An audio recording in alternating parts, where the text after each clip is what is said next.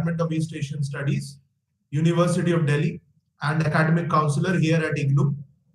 And I've been teaching you the paper, the code of which is BPSC 133. And the name of this paper is Comparative Government and Politics. So far in this paper, we have discussed the first block, which was pertaining to comparative analysis, the nature, scope, and utility of comparative analysis. That was what Unit 1 consisted of. Unit 2 consisted of the methods of comparative political analysis. Moving on, in the second block, we have discussed, we talked about comparing regimes. And in that, we had 2 units, Unit 3, authoritarian and democratic regimes, and Unit 4, which was pertaining to civilian and military regimes. So in the third block, which we are discussing right now, it is pertaining to the forms of government. And in that, we have so far discussed in Unit 5, parliamentary and presidential systems. And now we are going to discuss in Unit 6, federal and unitary systems of government. So when we talk about federal and unitary systems, governments can be classified as federal or unitary on the basis of the division of power between the central, regional, and local authorities. So this unit, it brings out the basic features of federal and unitary political systems.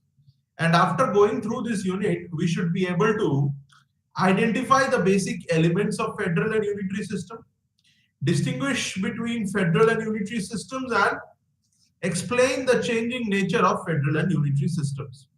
So the early modern states that emerged in Europe were absolute monarchies, and they were predominantly hierarchic or organic states with power vested in the hands of the monarch.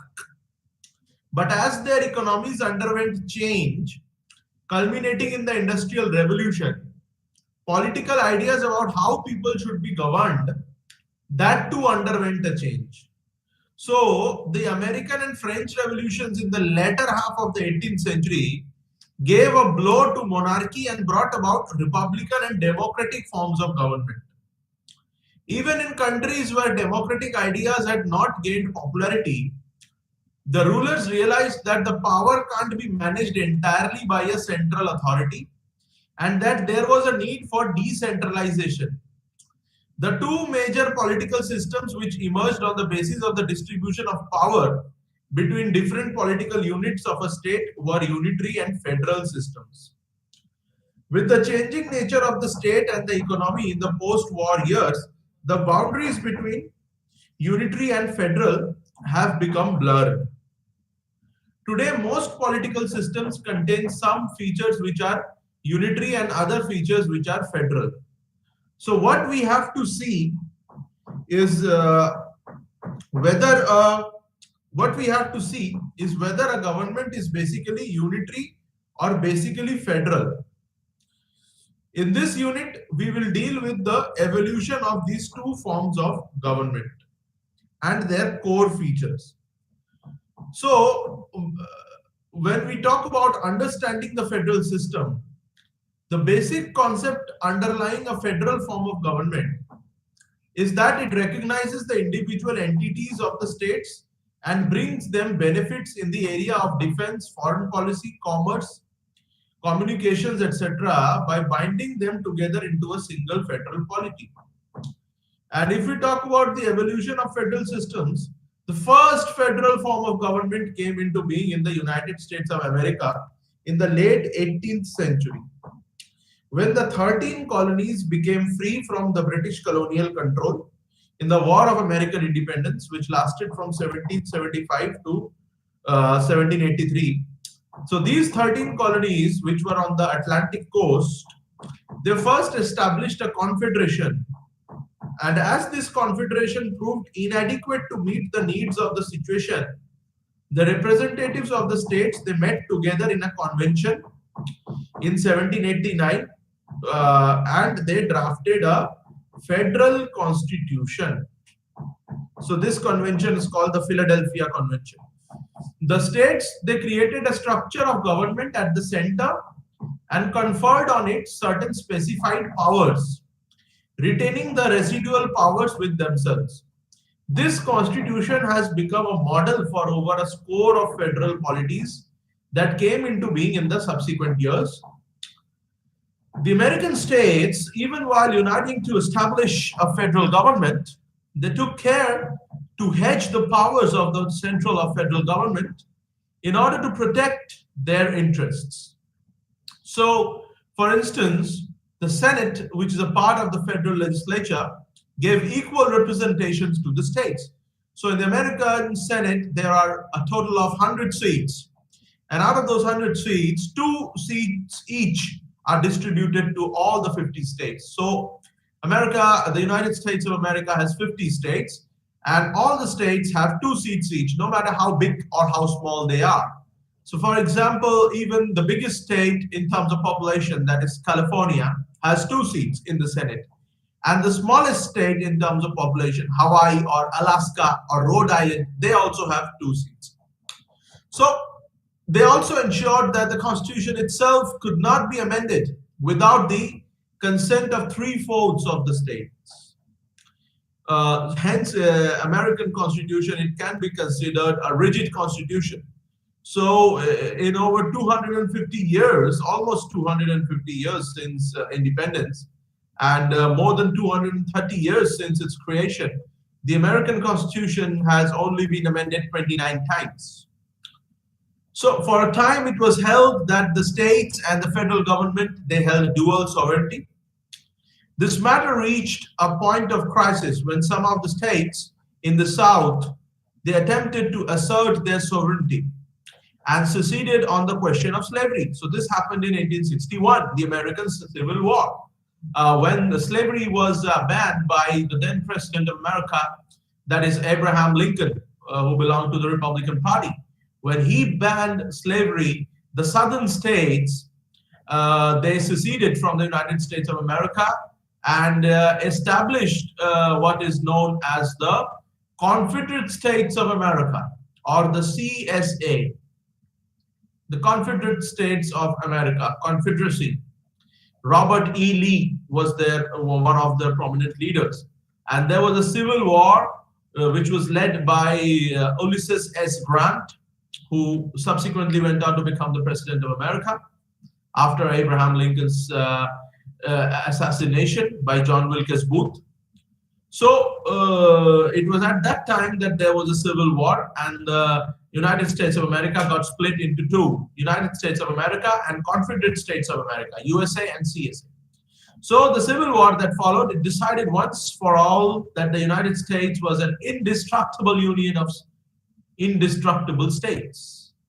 So unlike us, unlike India, which is a indestructible union of destructible states, so there are many states which have been created, or there are states which have been merged to create one state.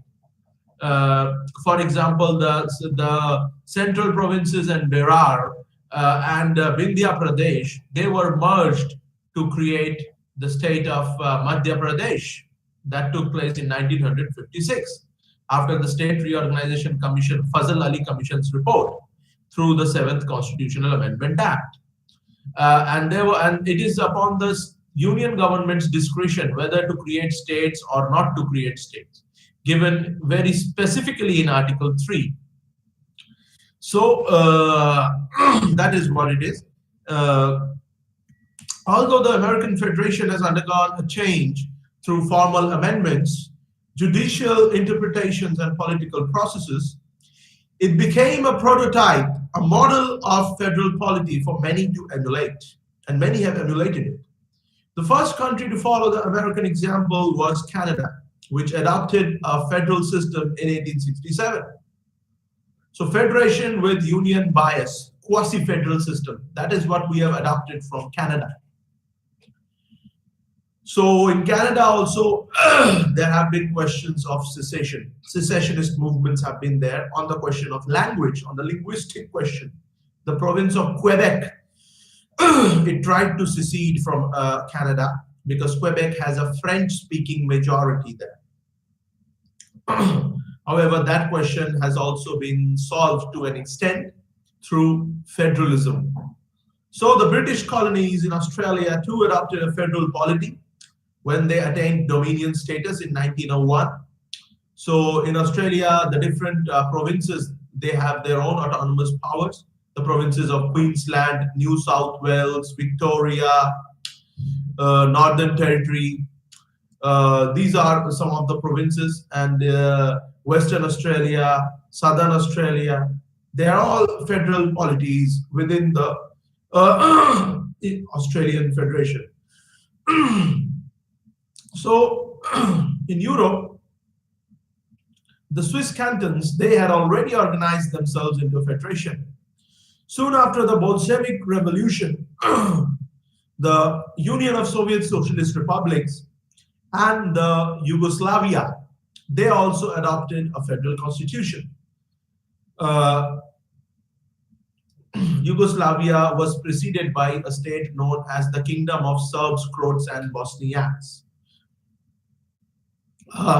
Following decolonization, several newly independent countries in Asia and Africa saw federalism as a mechanism for accommodating diversities.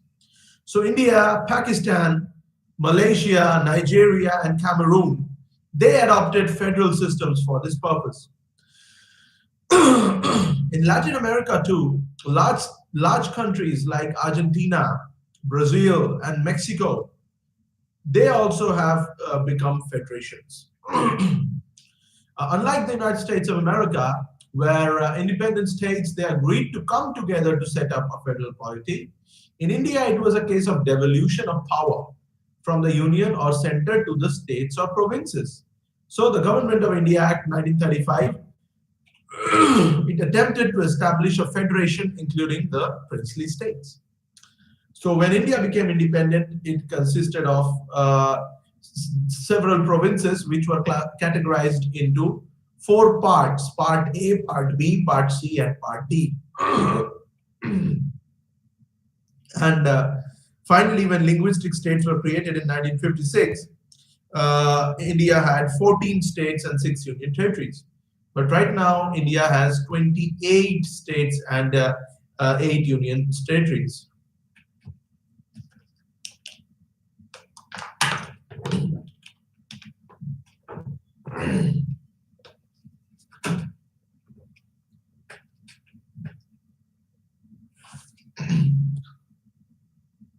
However, because of the lukewarm response of the princely states and the onset of the Second World War, federal aspects were implemented only partially.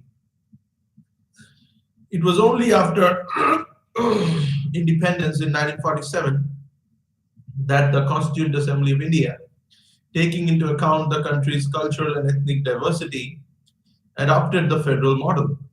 The princely states were integrated and states were reorganized on linguistic and ethnic basis in the subsequent years.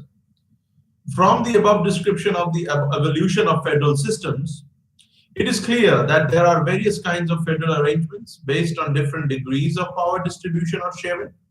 The first kind of federal system is when the states share the sovereignty and deliberately come together to form a federation.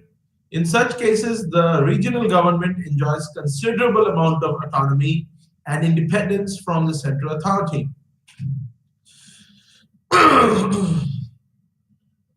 A good example of this type of federal system is that of the United States of America.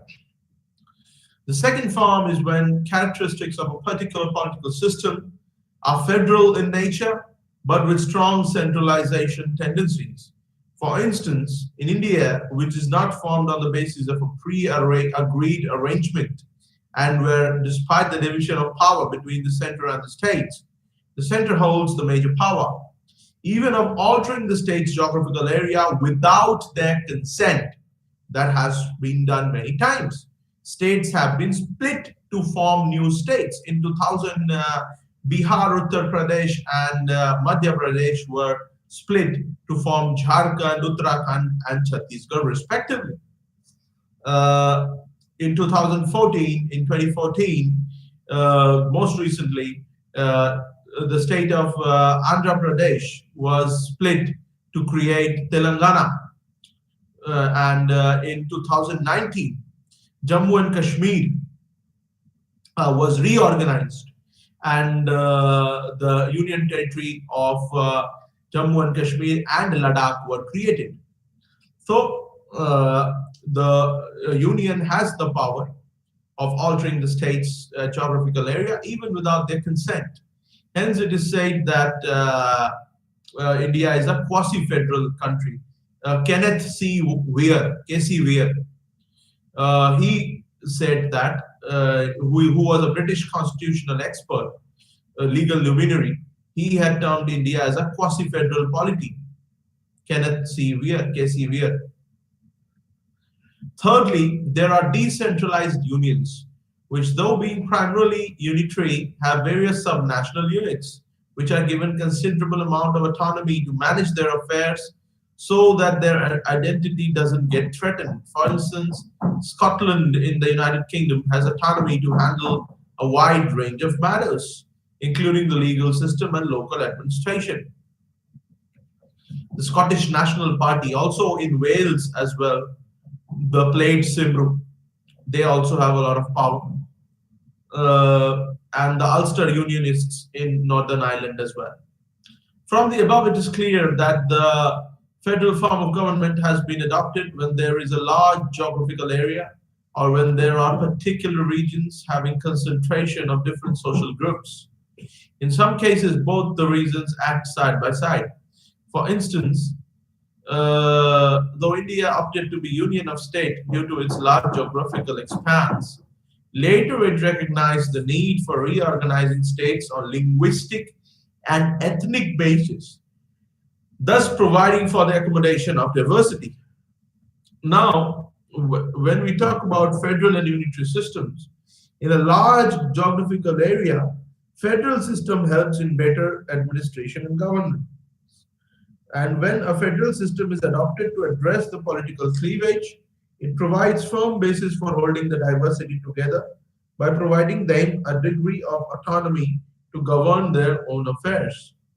For instance, in 1993, Belgium adopted a federal system to prevent its three different linguistic regions, the French-speaking, the German-speaking region, and the Flemish region from falling apart.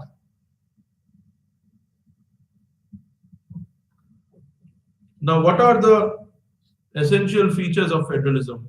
So whether a federal system comes into being as a result of independent political units coming together, as in America, or as a result of unitary states constitutionally devolving powers to the states, as in India, all federal forms of government have some common features. Now let us examine these common features. The first is division of power. Although the manner and degree of division of power varies across the systems, the core feature of a federation is the division of power between the federal and state governments. This can be achieved by specifying the subjects on which the federal or central governments has exclusive jurisdiction and keeping the residuary powers with the states, as in the United States. However, in our country, the residuary powers are with the Union, specified in Article 249, and the division of subjects has been done in the 7th schedule, Article 246. Another way this is done is by specifying the subjects allotted to both the center and states and giving subjects not mentioned in the list to the center. That is, the concurrent list contains subjects in which both the center and the states have jurisdiction. However, residuary subjects, in the residuary subjects, the center in India has the jurisdiction and not the states. In India, Canada, and Belgium, for instance, the residuary powers are given to the center.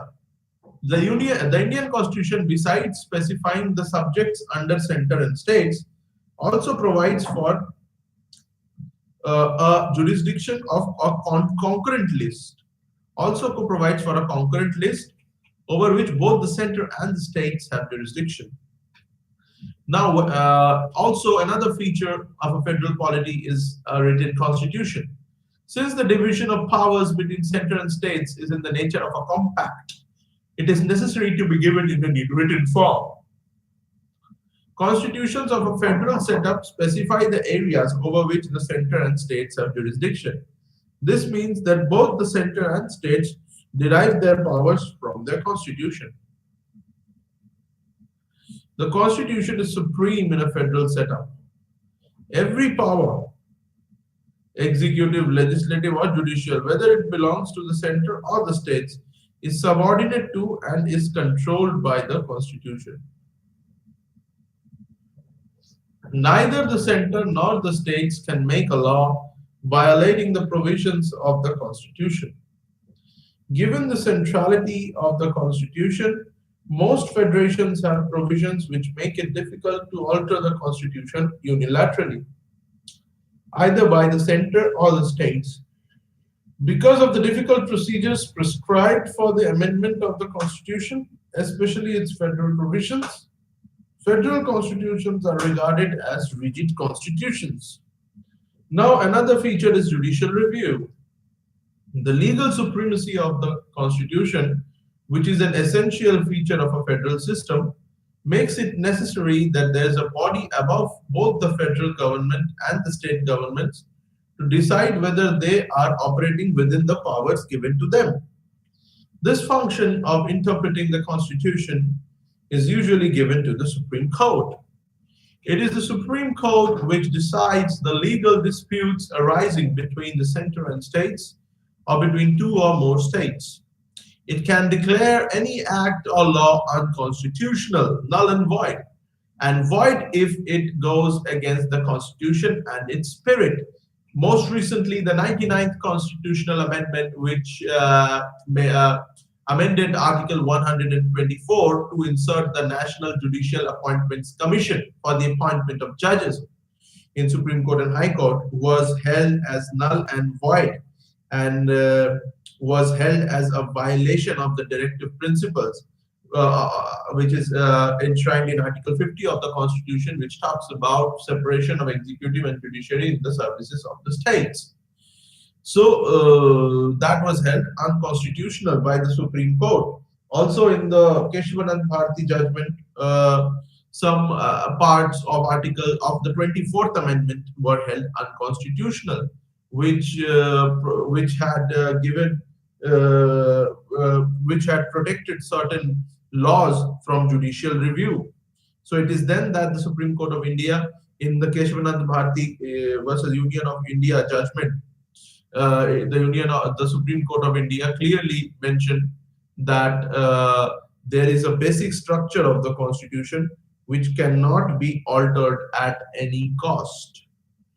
So this was in 1973, 24th April 1973. So in some cases, this function can be entrusted to an independent body. For a long time, this function relating to the Canadian Constitution was performed by the Privy Council in England. The power of the Supreme Courts to decide the constitutional validity of laws is called the power of judicial review, which is a part of the basic structure of our Constitution. Now, if we talk about the changing nature of federalism, as mentioned earlier, there is no fixed meaning of federalism, and its meaning keep on evolving with the changing times. The earliest understanding of federalism is put by Johann Althusius, the German thinker in the earlier 17th century, is that every human association is formed by a pact, and that pact forms the fundamental basis for living together, which then further leads to the formation of a federal union. Thus, his ideas brought federalism into forefront as important notion for organizing society and polity. Later, with the formation of the American Federation, the notion of dual federalism took shape. In dual federation, the two levels of government are seen as sovereign in their respective spheres, and thus both are considered to be equal. This arrangement lasted for over a century, but with constant tensions between the two governments. While the role of federal government was seen to be limited by the states, the federal government strove for creating a larger political or national community. It was only in 1930s and 1940s when the American federal government began to regulate the economy that dual federalism faded, making way for cooperative federalism. Uh, in our country also we have cooperative and competitive federalism, especially after the creation of the Niti Aayog in 2014. In this arrangement, the governments at both the levels came to be seen as complementary and working in harmony based on the principles of internal give and take. In cooperative federalism, the main focus has been on maintaining the integrity of the union and promoting the welfare of citizens by finding joint solutions. But in its actual working in America, Australia, and Canada shows this notion of cooperative federalism in the name of achieving welfare of the citizens led to centralization of powers, effectively reducing the autonomy and authority of the state governments. In the recent times, several federal studies scholars have advanced the notion of interdependent federalism, in which the two governments would neither be fully independent, as is the feature of dual federalism, nor would be subordinate to other, as is the case in the cooperative federalism. Daniel Elazar stresses that federalism as an institutional arrangement is based on the principle of self-rule plus shared rule. Self-rule is permitted exclusively in the matters of local importance, and shared rule is exercised through interactive partnership between two levels of government to take decisions on matters of common interests. This takes out federalism from a mere structural category to a process by which a number of separate political communities enter into an arrangement for working out solutions, adopting joint policies, and making joint decisions on joint problems. Now, if we talk about federal and unitary systems, in India too, the federal process has been in the direction of centralization. This is largely attributable to the growing responsibilities of the modern state. The Indian state was expected to play interventionist role in socio-economic development, as well as to wield a highly segmented society into an integrated national and political entity. Given the enormity of these tasks, it is not surprising that the union or central government has come to assume the position of leadership or primacy. A major factor shaping federal politics in India has been the very development strategy by the state. The development policies adopted by independent India have succeeded in increasing the production base of the economy and improving the quality of life, but have failed to ensure a balanced and equitable development of different sections and regions of the country. This has led to tensions between different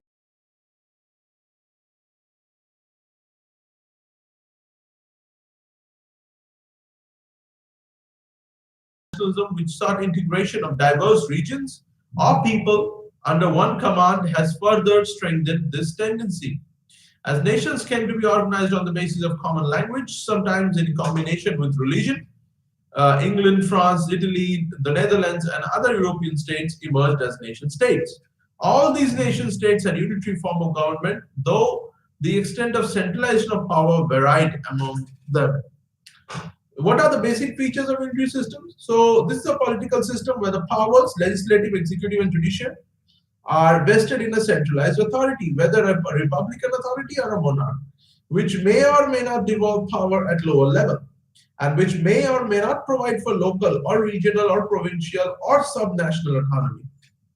In simpler terms, in a unitary form of government, all powers are vested in a central authority. At the central level, there may be a separation of power between the three organs of the government, but there is no division of power between the center and the geographical subunits. This doesn't imply that the subunits may not have any powers. The central government can devolve certain powers to the lower levels if it finds it difficult to administer this entire state by itself. The power thus devolved to the subunits at the local or regional level is not permanent. It can be revoked by the center at any time without even having to provide any justification. This is because the subunits do not derive their powers from the constitution, but from the legislative enactments of the central legislature. Since sovereign power is undivided, a unitary system's constitution is not a rigid constitution. The power to amend the constitution is vested with the central authority, sometimes with the people. In the United Kingdom, a unitary state, there is no written constitution. Further, the parliament, which is sovereign, has unlimited powers to make laws.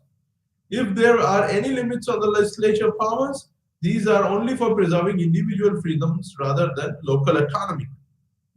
So Daniel J. Elazar has identified two models of unitary systems, the hierarchic and organic models. The hierarchic model is represented by a pyramid in which the top level represents the central authority having the power to make major and most of the decisions. The lower levels just have devolved or centralized powers for the efficient administration and organization of power. France is an example of hierarchical unitary system. The organic model of unitary system, on the other hand, represented as a relationship between the core and periphery. All the authority is concentrated in the central core and the role of periphery is dependent on the core.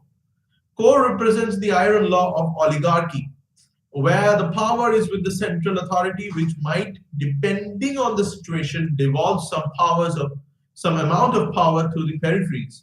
And it might appear that the peripheries have a significant power, but in reality, the source of power and authority is with the core only. The classic example of this core periphery form of unitary system is Britain. Here, Scotland, which is the periphery, has autonomous powers to regulate large number of issues, but that power has been delegated by the UK Parliament, that is the core. It is now clear that in a unitary form of government, the power flows either from the top to the bottom or from the core to the periphery and not the other way around. What is the difference between federal and unitary systems? As we have seen in the previous sections, there are a lot of variations between federal and unitary systems. In some cases, either the federal system tries to acquire some elements of unitary system or vice versa. Therefore, when we look at this empirical implementation of these two systems, there are a lot of similarities visible. But despite these convergences, there are some differences which can be highlighted and used to differentiate the two. Following are the few points which highlight the differences. Source of power. In the case of a federal system, the constituent units have well-defined power of their own, which is not delegated to them by the central government, but is inherent to them. And the source of the power for the constituent unit of a federation is the constitution and not federal government. On the other hand, in the unitary system, the main authority of power is the central government, which devolves the power to the lower units. So in the case of unitary system, the source of power for lower units is the central authority rather than the constitution. Now, if we talk about nature of power, in federal system, the power is inherent in the constituent units and thus is of a permanent nature and can't be altered or taken away by the federal governments on its whims and fancies. Thus, in a federal system, there is power sharing rather than just devolution of power. The power to the constituent units is guaranteed by the constitution and can only be altered within the constitutional framework with their prior consent. Whereas in a unitary form of government, the power which is devolved or decentralized is not of permanent nature and can be retrieved by the central authority as and when they wish without any consent of the lower units. Further, there is a hierarchical relation between the central and lower units which is subordinate to the former. Thus, the power of the constituent unit in a federal system is permanent and temporary in the unitary system. Now, another difference is territorial demarcation. In the case of a federal system, when the units are divided or when various units come together, it is mainly for the purpose of accommodating the diversity and providing scope for pluralism. While on the other hand, when a territory is demarcated into smaller units in a unitary system, the main objective is effective administration of the territory. Although this is not a concrete parameter for distinguishing between the two, but the former tends to be associated with the normative dimension of accommodating the diversity which is missing in the unitary system. Decentralization versus non-centralization.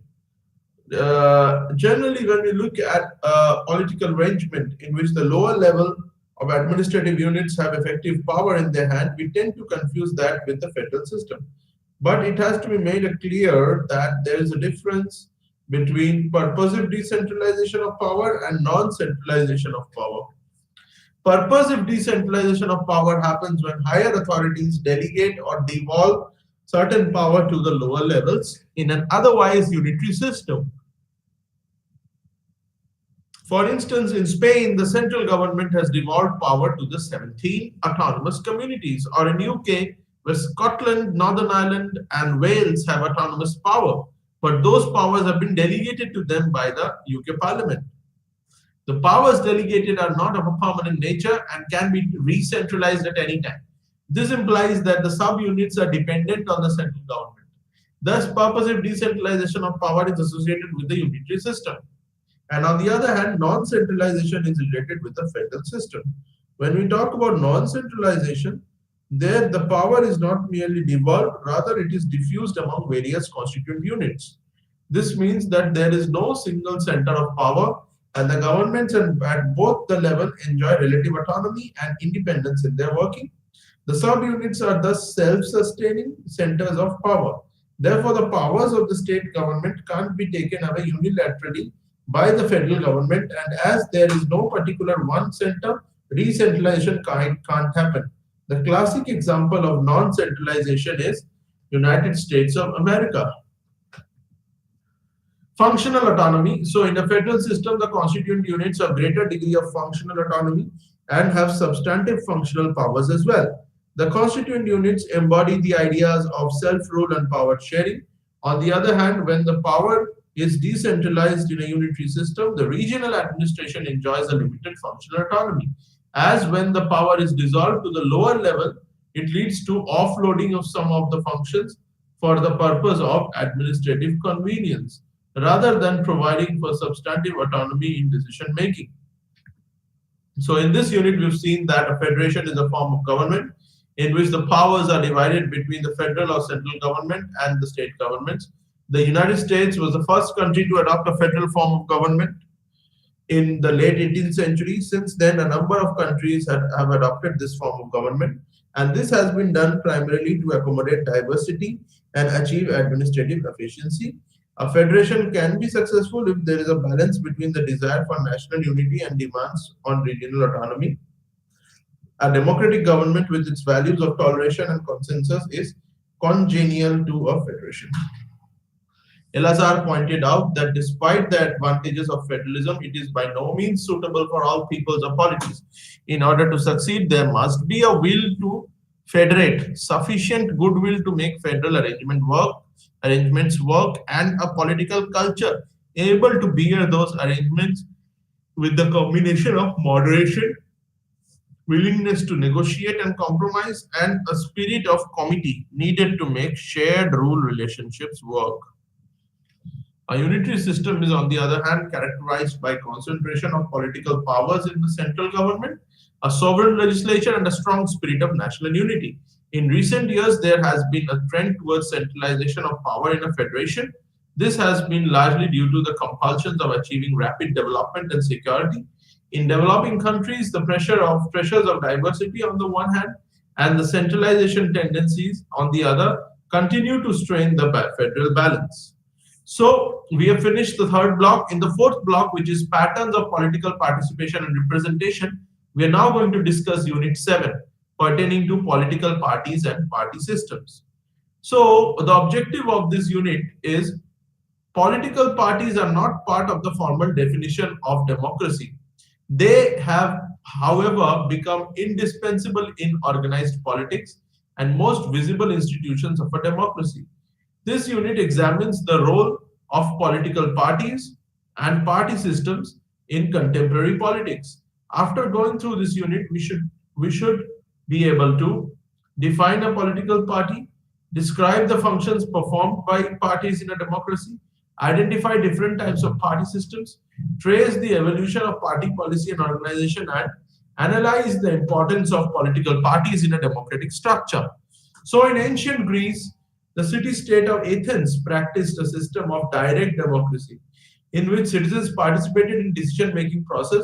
Though citizenship was restricted to adult males and slaves and women were excluded, Today, citizens in a few Swiss cantons, all voters meet in annual assemblies, also called Landsgemeinde, and some towns of New England continue to gather, debate, and vote in open meetings. But everywhere else, direct democracy has become impractical. Modern states are too large in territory and in population for a sizable fraction of citizenry to directly participate in governance. Moreover, the range and complexity of most issues that fall under public consideration are such that it has become impossible for a citizen to master them. As a result, indirect or representative democratic systems began to take shape in the late 18th century Europe and spread gradually to the rest of the world. In these systems, the citizens, instead of deciding, directly choose through regular elections a number of politicians to set policy and govern them. Both because of the scale of modern political systems and the electoral and parliamentary dynamics of representative democracies, politicians were compelled to create or join electoral and legislative teams or parties, that is, stable organizations through which they coordinate their political activity across electoral districts, in parliamentary assemblies, and in executive or governmental community committees. These parties and party systems have become constituent elements of modern representative democracies. Today, they are most visible institutions of a representative democracy. They are the linkage making institutions between political leadership and voters, political elite and civil society, the rulers and the ruled in all representative democracies. In this unit, we will trace the evolution of political parties, identify their defining features, and describe the types of party systems. Political parties, it is difficult to imagine a modern democratic state without political parties. It is the political party which gathers people on common lines, mobilizes them, shapes popular opinion, and puts it across on a wider front on behalf of its supporters. However, during the early years of their evolution up until the mid 19th century, party organizations and people identifying with them were regarded with suspicion and concern. They were regarded as harmful entities serving opposing groups within the society and at the expense of individual liberty and common good. In fact, such groups were derogatively called as factions rather than parties. It was only with the expansion of civil rights and electoral franchise in the later half of the 19th century that political parties started gaining acceptance and popularity. At the beginning of the 20th century, Mosei Ostrogorsky, a Russian political thinker, recognized the growing importance of political parties in politics and prophetically said that wherever this life of parties is developed, it focuses in the political feelings and active wills of its citizens. 1902. Indeed, the next couple of decades, mass political parties were battling for votes in Western Europe, while the other parts of Europe, ruling parties in totalitarian states, communist and fascist, sought to deconstruct society according to their vision of ideal society. In the developing countries of Asia, Africa, and Latin America, nationalist parties began to emerge as mass parties mobilizing people against colonial rules. Today, political parties have become synonymous with organized polity. In democratic systems, they have become indispensable. So much so that 20th century democracy has often been described as party democracy. If political parties are the agents which facilitate the political process, what are they and what distinguishes them from other social groups like civil societies, associations, clubs, etc.? Given their ubiquity, we would assume that it would be easy to arrive at a consensus. But political parties have been evolving over time and in specific national context with different genesis, organizations, ideologies, electoral campaign resources, patterns of competition, etc.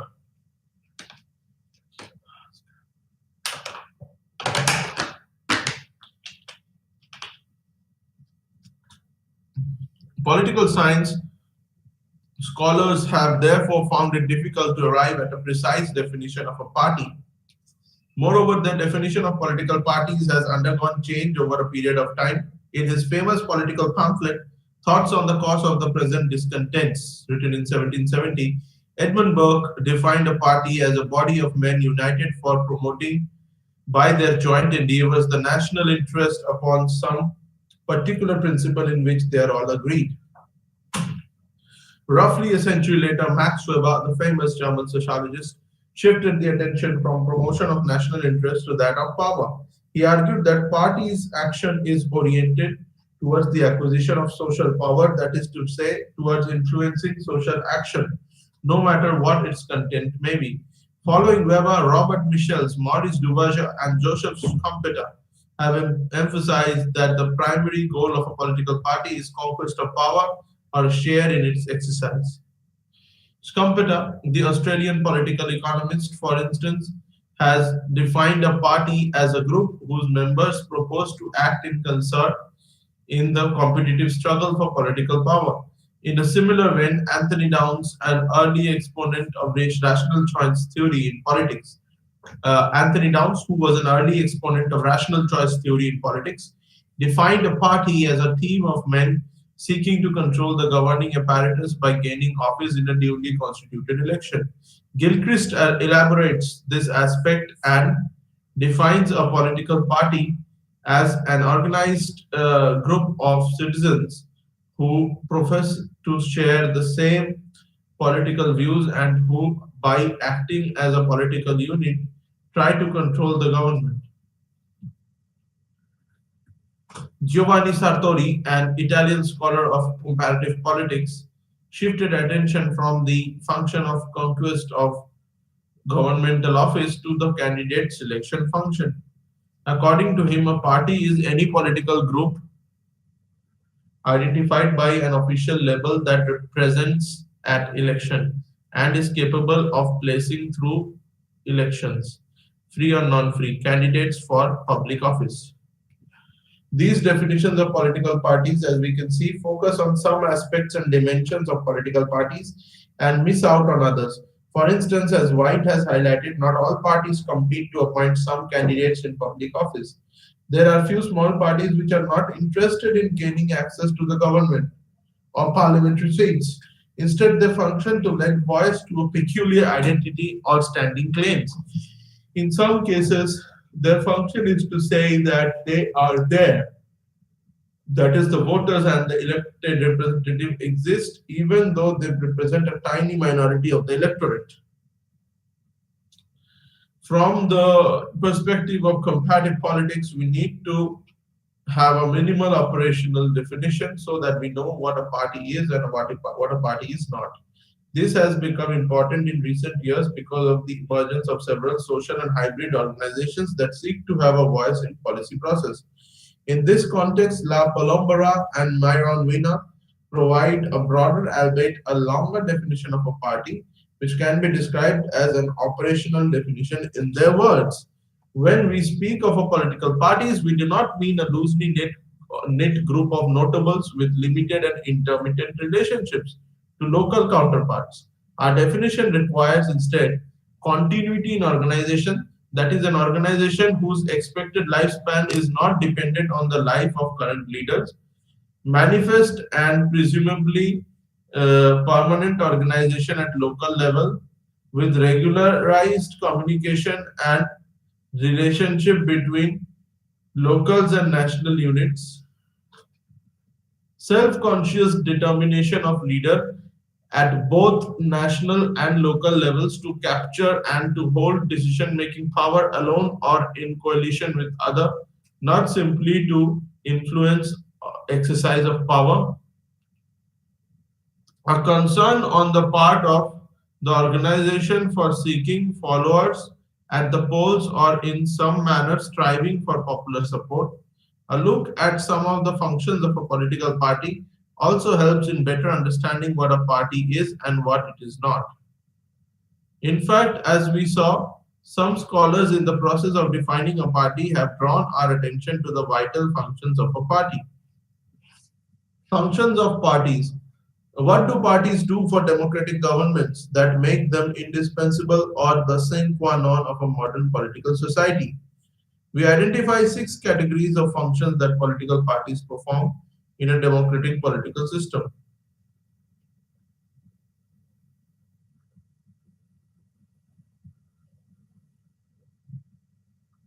Firstly, political parties unite sectional interests, bridge the geographical differences, and induce cohesion.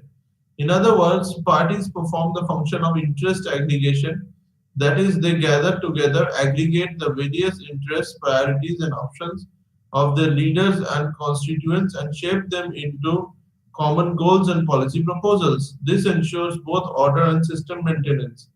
The interest aggregation function of political parties stands in sharp contrast to that of interest or pressure groups, which work only for the advancement of the cause of their own groups.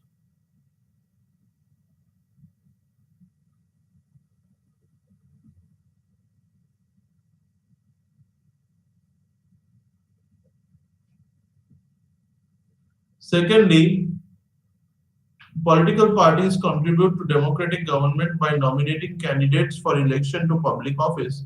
In the absence of parties, voters would be confronted with a bewildering array of self nominated candidates, each seeking a narrow victory over others because of personal friendships, fame, or name.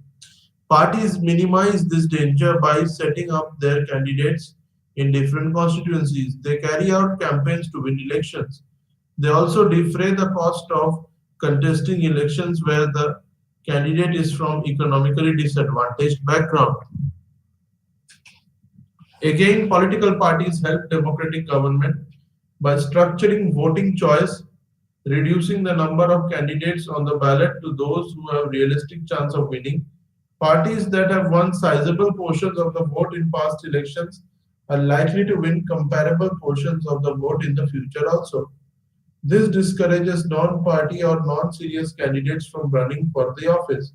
This in turn focuses the election on the contest between parties and on candidates with established records, which reduces the amount of new information that voters need to make a rational decision. Another critical function of a party is that of coordination within government. In addition to coordinating within society and between government and society at large, through its interest aggregation function, a political party acts as a bridge between the legislature and the executive in both presidential and parliamentary forms of government. Political parties structure coordination between different levels of government, national, regional, and local. As we saw in the previous unit of this course, the presidential system of as in the United States is based on the principle of separation of powers between the three organs of the government. The president and leaders of the House of Representatives of and the Senate are not required to cooperate with one another. Political parties are the major means for bridging the separation of powers, of producing coordinated policies that can govern the country effectively. Individuals of the same party in the presidency, the House, and the Senate are likely to share political principles and thus to cooperate in the making of policy. In a parliamentary political system where the formation and continuance of the real executive, that is the Council of Ministers, depends on the support of the majority in the legislature, political parties perform the task of disciplining the members of the majority to keep them united for providing the lifeline support to the government. This role of political parties has in fact made them informal governments in democracies, as the powers of the legislature have now been usurped to a great extent by political parties. Similarly, in both federal and unitary forms of government, political parties structure coordination between different levels of government. When parties perform this function comprehensively and effectively, it becomes reasonable to regard parties as organizations rather than the individual political politicians who hold office in their name as central political actors. This was said by Richard Katz. Political parties also help voters choose candidates by proposing alternative programs of government action in the form of party manifestos. The specific policies advocated in an election campaign may vary from candidate to candidate and from election to election. The types of policies advocated by candidates of one party nonetheless usually tend to differ from those proposed by candidates of other parties. In the case of the United States, for example, even though the neutrality of the names of major political parties, namely Democratic and Republican, suggests that they are undifferentiated in their policies, in reality, however, these parties regularly adopt very different policies in their platforms. Though victory is certainly the first commandment of a political party, in a democracy, defeat of party also does not mean its demise. In that case, a party functions as a critic and watchdog of the government's policy. Political parties thus play an extremely significant role in democracies, while on the one hand they must maintain and strengthen the structure of democratic norms and values, on the other they have to secure maximal mobilization for social and economic development. Political parties have thus to endure both political and socio-economic development. So in a system of democratic politics, political parties constantly interact and respond to each other in a competitive struggle to shape or influence the government. This inter-party competition generates a systemic pattern or institutional arrangements of party life and party interaction known as the party system. Party system represents the whole political spectrum in which political parties are the constituent units. There are significant variations in the arrangement, functions, and number of political parties in a system. These and other similar characteristics are often used to describe and classify the party system of different polities. For instance, they have been classified based on competitiveness of opposition by Robert Dahl, on the degree of institutionalization by Mainwaring, and on the extent of citizen involvement in politics by La Palombara and Vena. So the most widely accepted criteria, however, has been the number of parties, often defined in terms of their relative sizes. Several scholars of comparative politics have classified party system based on the numbers of parties or their relative sizes. Most such classifications have been modification of the system initially proposed by two French political scientists, that is, Maurice Duverger and Jean Blondel. Duverger pioneered the classification of party systems by identifying two broad categories, one party system and pluralist party system. In the first category, he included two types, one party system and dominant party system, whereas in the second category, he included two party system and multi party system. Blondel carried forward the work on classification of party system by not only defining the types identified by Duverger in operational terms, but also introduced additional categories. On the basis of share of votes, Blondel distinguished two party systems, two and a half party system, multi party system with a predominant party, and multi party system without a predominant party. So his typology was derived by investigating clusters in the average share of the vote won by the largest two parties and then considering the ratio of the first party's share to that of the second and third parties. In the two party systems, like in the case of USA, New Zealand, Australia, UK, and Austria, the two parties' share was 90% and above and closely balanced between the two parties. In the next cluster, the two-party share ranged from 75 to 80% of the vote cast, but there was a wider average difference, 10.5%, between the first and second parties, as in Canada, the Federal Republic of Germany, and Ireland. Taking into account of imbalance in the share of the vote, Blondel categorized these as two and a half rather than three-party system, and Blondel classified all other as genuinely multi-party system that can be divided into multi-party system with a predominant party, for example, Sweden, Norway, Denmark, Italy, and Iceland, and multi-party system without a predominant party, Netherlands, Switzerland, France, and Finland.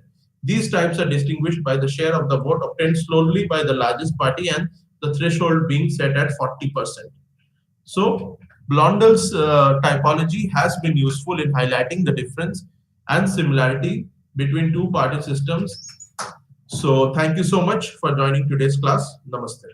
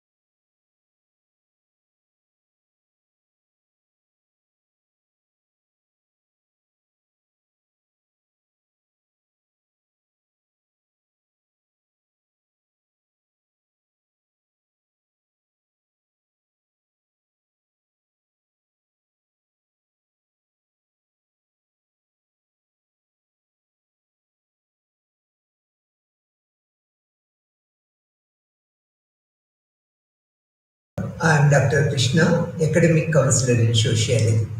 ఈరోజు మనము BSOG 173 book rethinking development అనే book నుంచి unit number 11 development as freedom అనే lesson గురించి తెలుసుకుందాము. దీన్ని తెలుగులో అభివృద్ధి స్వేచ్ఛగా ఎలా జరుగుతున్నది సమాజంలో అనేది మనకి తెలుసుకుంటూ ఉంటాం. అమర్త్య సేన్ ఇతను ఒక ఆర్థిక శాస్త్రవేత్త, నోబెల్ బహుమతి గ్రహీత, భారతరత్న అవార్డు గ్రహీత. ఆర్థిక శాస్త్రంలో ఇతను అనేక రకాలైన నూతన సూచనలు చేశారు, సలహాలు ఇచ్చారు. ఒక సామాజిక ప్రక్రియలో అభివృద్ధి ఎలా పయనిస్తుంది స్వేచ్ఛగా అనే దృక్పథాన్ని అనేక కోణాల్లో మనకు తెలియజెప్పారు. అందుకని డెవలప్మెంట్ యాజ్ ఎ ఫ్రీడమ్ అనే లెసన్లో అమర్త్య సేన్ యొక్క భావాలను, ఉద్దేశాలను, సూచనలను మనం దీంట్లో తెలుసుకుంటాం అన్నమాట. అమర్త్య సేన్ ప్రజల వాస్తవ స్వేచ్ఛను విస్మరించే ప్రక్రియగా అభివృద్ధిని ఒక విధానాన్ని తను ప్రతిపాదించారు. అలా చేయటం ద్వారా అతను భౌతిక సంపద, సాంకేతికత మరియు పారిశ్రామిక పురోగతి లేదా సామాజిక ఆధునీకరణ ద్వారా సూచించబడే ఆర్థిక వృద్ధి, శ్రేయస్సు యొక్క ఆలోచన పరంగా అభివృద్ధి యొక్క సాధారణ అవగాహన ముందుకు ఎలా సాగుతుందనేది తను వివరించారు. ఆర్థిక వివరణలో పాతుకుపోయిన అభివృద్ధి యొక్క సాధారణ మరియు సాంప్రదాయిక అవగాహనను సేన్ యొక్క విధానము ఎలా ప్రశ్నిస్తుందో మనకి ఈ లెసన్లో వివరిస్తూ ఉంటారు. ఆర్థిక వృద్ధి లేదా సాంకేతిక పురోగతిపై దృష్టి సారించే దృక్కోణాలతో పోలిస్తే ఏదైనా సంఘము అభివృద్ధి స్థాయిని అంచనా వేయడానికి ఇది మెరుగైన ఆధారంగా మనము అమర్త్య సేన్ యొక్క భావాలను మనం తీసుకోవచ్చు. దానివల్ల సామాజిక అభివృద్ధి స్వేచ్ఛాపూరితంగా ఎలా జరుగుతున్నది అనేది మనం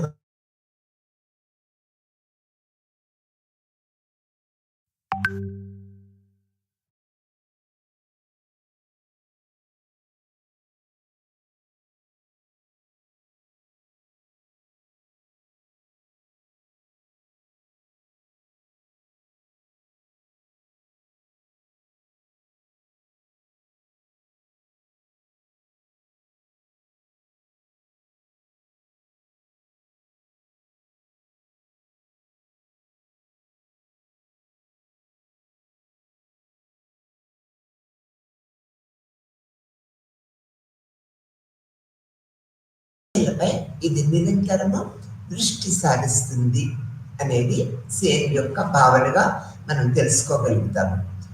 ఈ యొక్క లింగ కటకము నుంచి సామర్థ్యము, అర్హత మరియు స్వేచ్ఛను ఇది నిరంతరము పరిశీలిస్తూ ఉంటుంది. స్వేచ్ఛ, సాధికారిత మరియు సామాజిక అభివృద్ధికి మహిళల ఏజెన్సీ మరియు అర్హత కీలకమని ఇది ప్రతిబింబిస్తూ ఉంటుంది అనేది కూడా మనం గుర్తుపెట్టుకోవాల్సిన విషయము.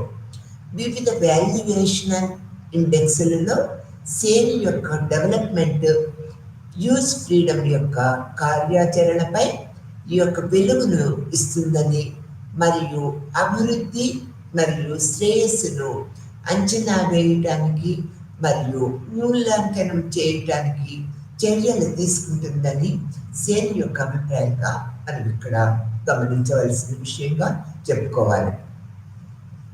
అతని అభిప్రాయాల్లో అభివృద్ధి అంటే ఏమిటి, ఆర్థిక సృష్టి లేదా స్వేచ్ఛ అంటే ఏమిటో ఇప్పుడు మనము తెలుసుకుందాం.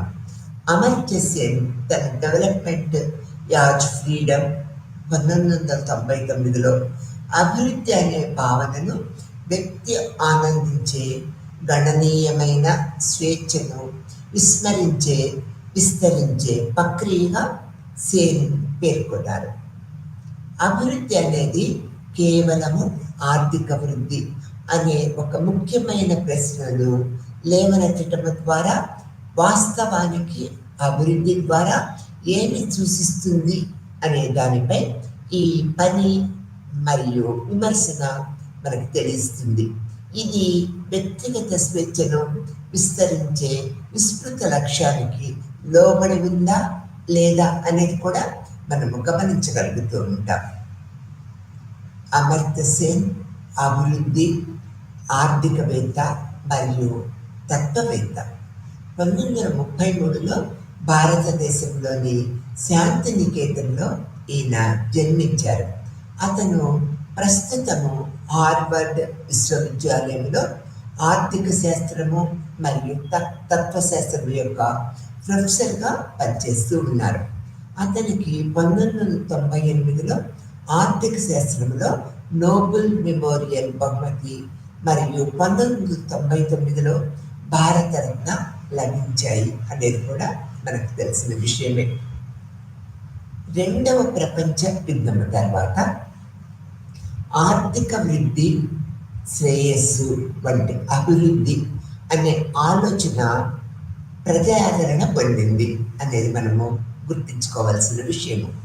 ఇది అభివృద్ధిని ఆర్థిక వృద్ధిగా అంచనా వేయటానికి తలసరి ఆదాయము మరియు పారిశ్రామికరణ వంటి సూచికలు పరంగా మనకి ఈ అభివృద్ధి అనేది కనిపిస్తూ ఉంటాయి.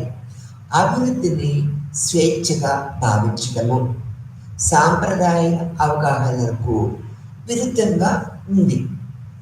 దీనికి విరుద్ధంగా ఆర్థిక చరరాశులపై దృష్టి సారించే సాంప్రదాయక విధానాలను విస్తరిస్తున్న స్థూల శ్రేయస్సుల పరంగా అభివృద్ధిని వీక్షించటం ద్వారా మనము దృష్టిని అభివృద్ధి ప్రక్రియకు సంబంధించిన సాధనాలు లేదా సాధనాల నుంచి అభివృద్ధిని ముఖ్యమైనదిగా మరియు అభిలషణీయంగా చేసే ముగింపుల వైపు మన దృష్టిని మళ్లిస్తూ ఉంటుంది.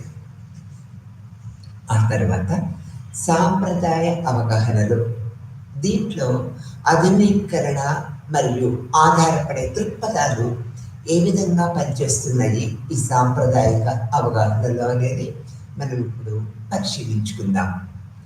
ఆధునీకరణ దృక్పథం అనేది 1990 మరియు 1960లలో రెండవ ప్రపంచ యుద్ధం తర్వాత మూడవ ప్రపంచానికి మార్క్సిస్టులు కాని వారు అనుసరించిన అభివృద్ధి యొక్క సాంప్రదాయిక అవగాహనను ఇది మనకు సూచిస్తూ ఉంటుంది. పారిశ్రామికీకరణ మరియు సాంకేతిక అభివృద్ధిలో పెట్టుబడి పెట్టడంలో పాశ్చాత్య అనుభవము ఆధారంగా ఆర్థిక వృద్ధి సూచికలపై ఒత్తిడి తెచ్చే సాంప్రదాయ సమాజాలను ఆధునిక సమాజముగా మార్చే ప్రక్రియను ఇది మనకి నిరంతరము వివరిస్తూ ఉంటుంది. దీనివల్ల స్వేచ్ఛాయుతమైన అభివృద్ధి ఏ విధంగా జరుగుతుంటుంది అనేది మనము చూడగలుగుతూ ఉంటాము. 1970లో డిపెండెన్సీ దృక్పథము ఆవిర్భావంతో ఆధునీకరణ దృక్పథము దాని ప్రజాదరణను కోల్పోయిందని చెప్పుకోవచ్చు. డిపెండెన్సీ దృక్పథము అభివృద్ధి యొక్క ఆధునీకరణకు నమూనాకు మార్క్సిస్టు విమర్శన మనకి అందిస్తూ ఉంటుంది. ఆధునీకరణ తప్పనిసరిగా పారిశ్రామిక వృద్ధికి మరియు సామాజిక ప్రయోజనాల సమాన పంపిణీకి దారితీయదని మనకి సూచిస్తూ ఉంటుంది అనేది కూడా మనం తెలుసుకోవాలి.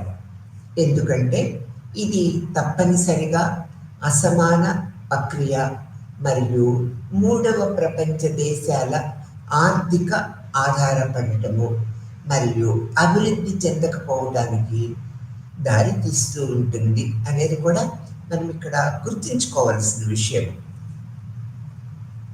ఆధునీకరణ మరియు ఆధారపడే దృక్పథాలు రెండు సరళమైనవి మరియు ఇరుకైనవి. ఎందుకంటే అవి ఆర్థిక సూచికలను మించి అభివృద్ధిని గ్రహించలేవు. స్వేచ్ఛగా అభివృద్ధి విస్తృతమైనది మరియు అభివృద్ధిపై గుణాత్మక దృక్పథాన్ని ఇది నిరంతరము మనకి అందిస్తూ ఉంటుంది. ఆ తర్వాత స్థూల జాతీయోత్పత్తి, దీన్ని మనము ఇంగ్లీష్లో జిఎన్పి అంటూ ఉంటాం. ఈ స్థూల జాతీయ ఉత్పత్తిలో వృద్ధి లేదా పారిశ్రామికీకరణ వంటి సూచికలు పరంగా అభివృద్ధిని వీక్షించటం అంటే దాని గురించి సంకుచిత అవగాహన తీసుకోవటము. కేవలము ఆర్థిక సూచికలు వృద్ధిపై దృష్టి కేంద్రీకరించటము అనేది రాజకీయ భాగస్వామ్య, స్వేచ్ఛ మరియు భిన్నాభిప్రాయాలు లేదా ప్రాథమిక విద్య లేదా ఆరోగ్య సంరక్షణ మొదలైన వాటిని పొందే అవకాశాల వంటి నిర్దిష్ట రాజకీయ లేదా సామాజిక స్వేచ్ఛ వంటి అభివృద్ధికి అనుకూలమైన ఇతర వేరియబుల్స్ని ఇది నిరంతరము విస్తరిస్తూ ఉంటుందనేది మనము ఈ ప్రక్రియ పద్ధతుల్లో గమనించవలసిన విషయం.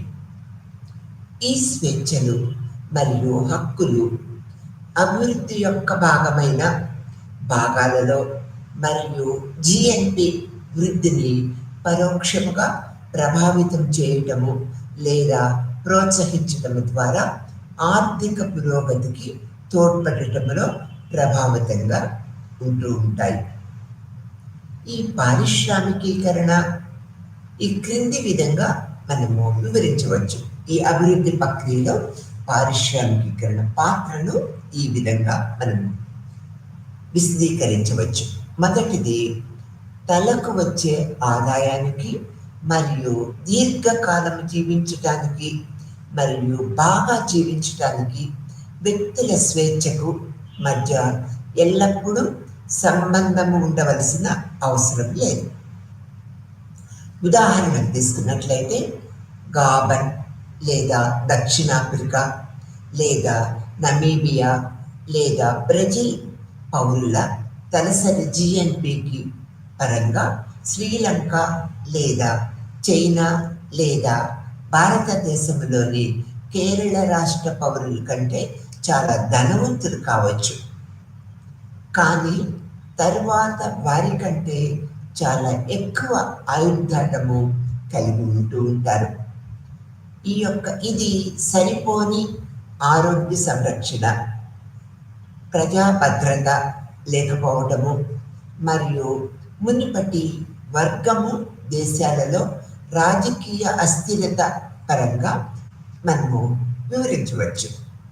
అదేవిధంగా యుఎస్లోని ఆఫ్రికన్ అమెరికన్లు మూడవ ప్రపంచంలోని వ్యక్తుల కంటే ధనవంతులు అయినప్పటికీ చైనా లేదా శ్రీలంక వంటి అనేక మూడవ ప్రపంచ సమాజాల ప్రజల కంటే జాతి హింస మరియు వివక్షణ నుండి రక్షణ కోరుకునే పరిపక్వ వయసును చేరుకోవటానికి వారికి తక్కువ అవకాశాలు ఉన్నాయి.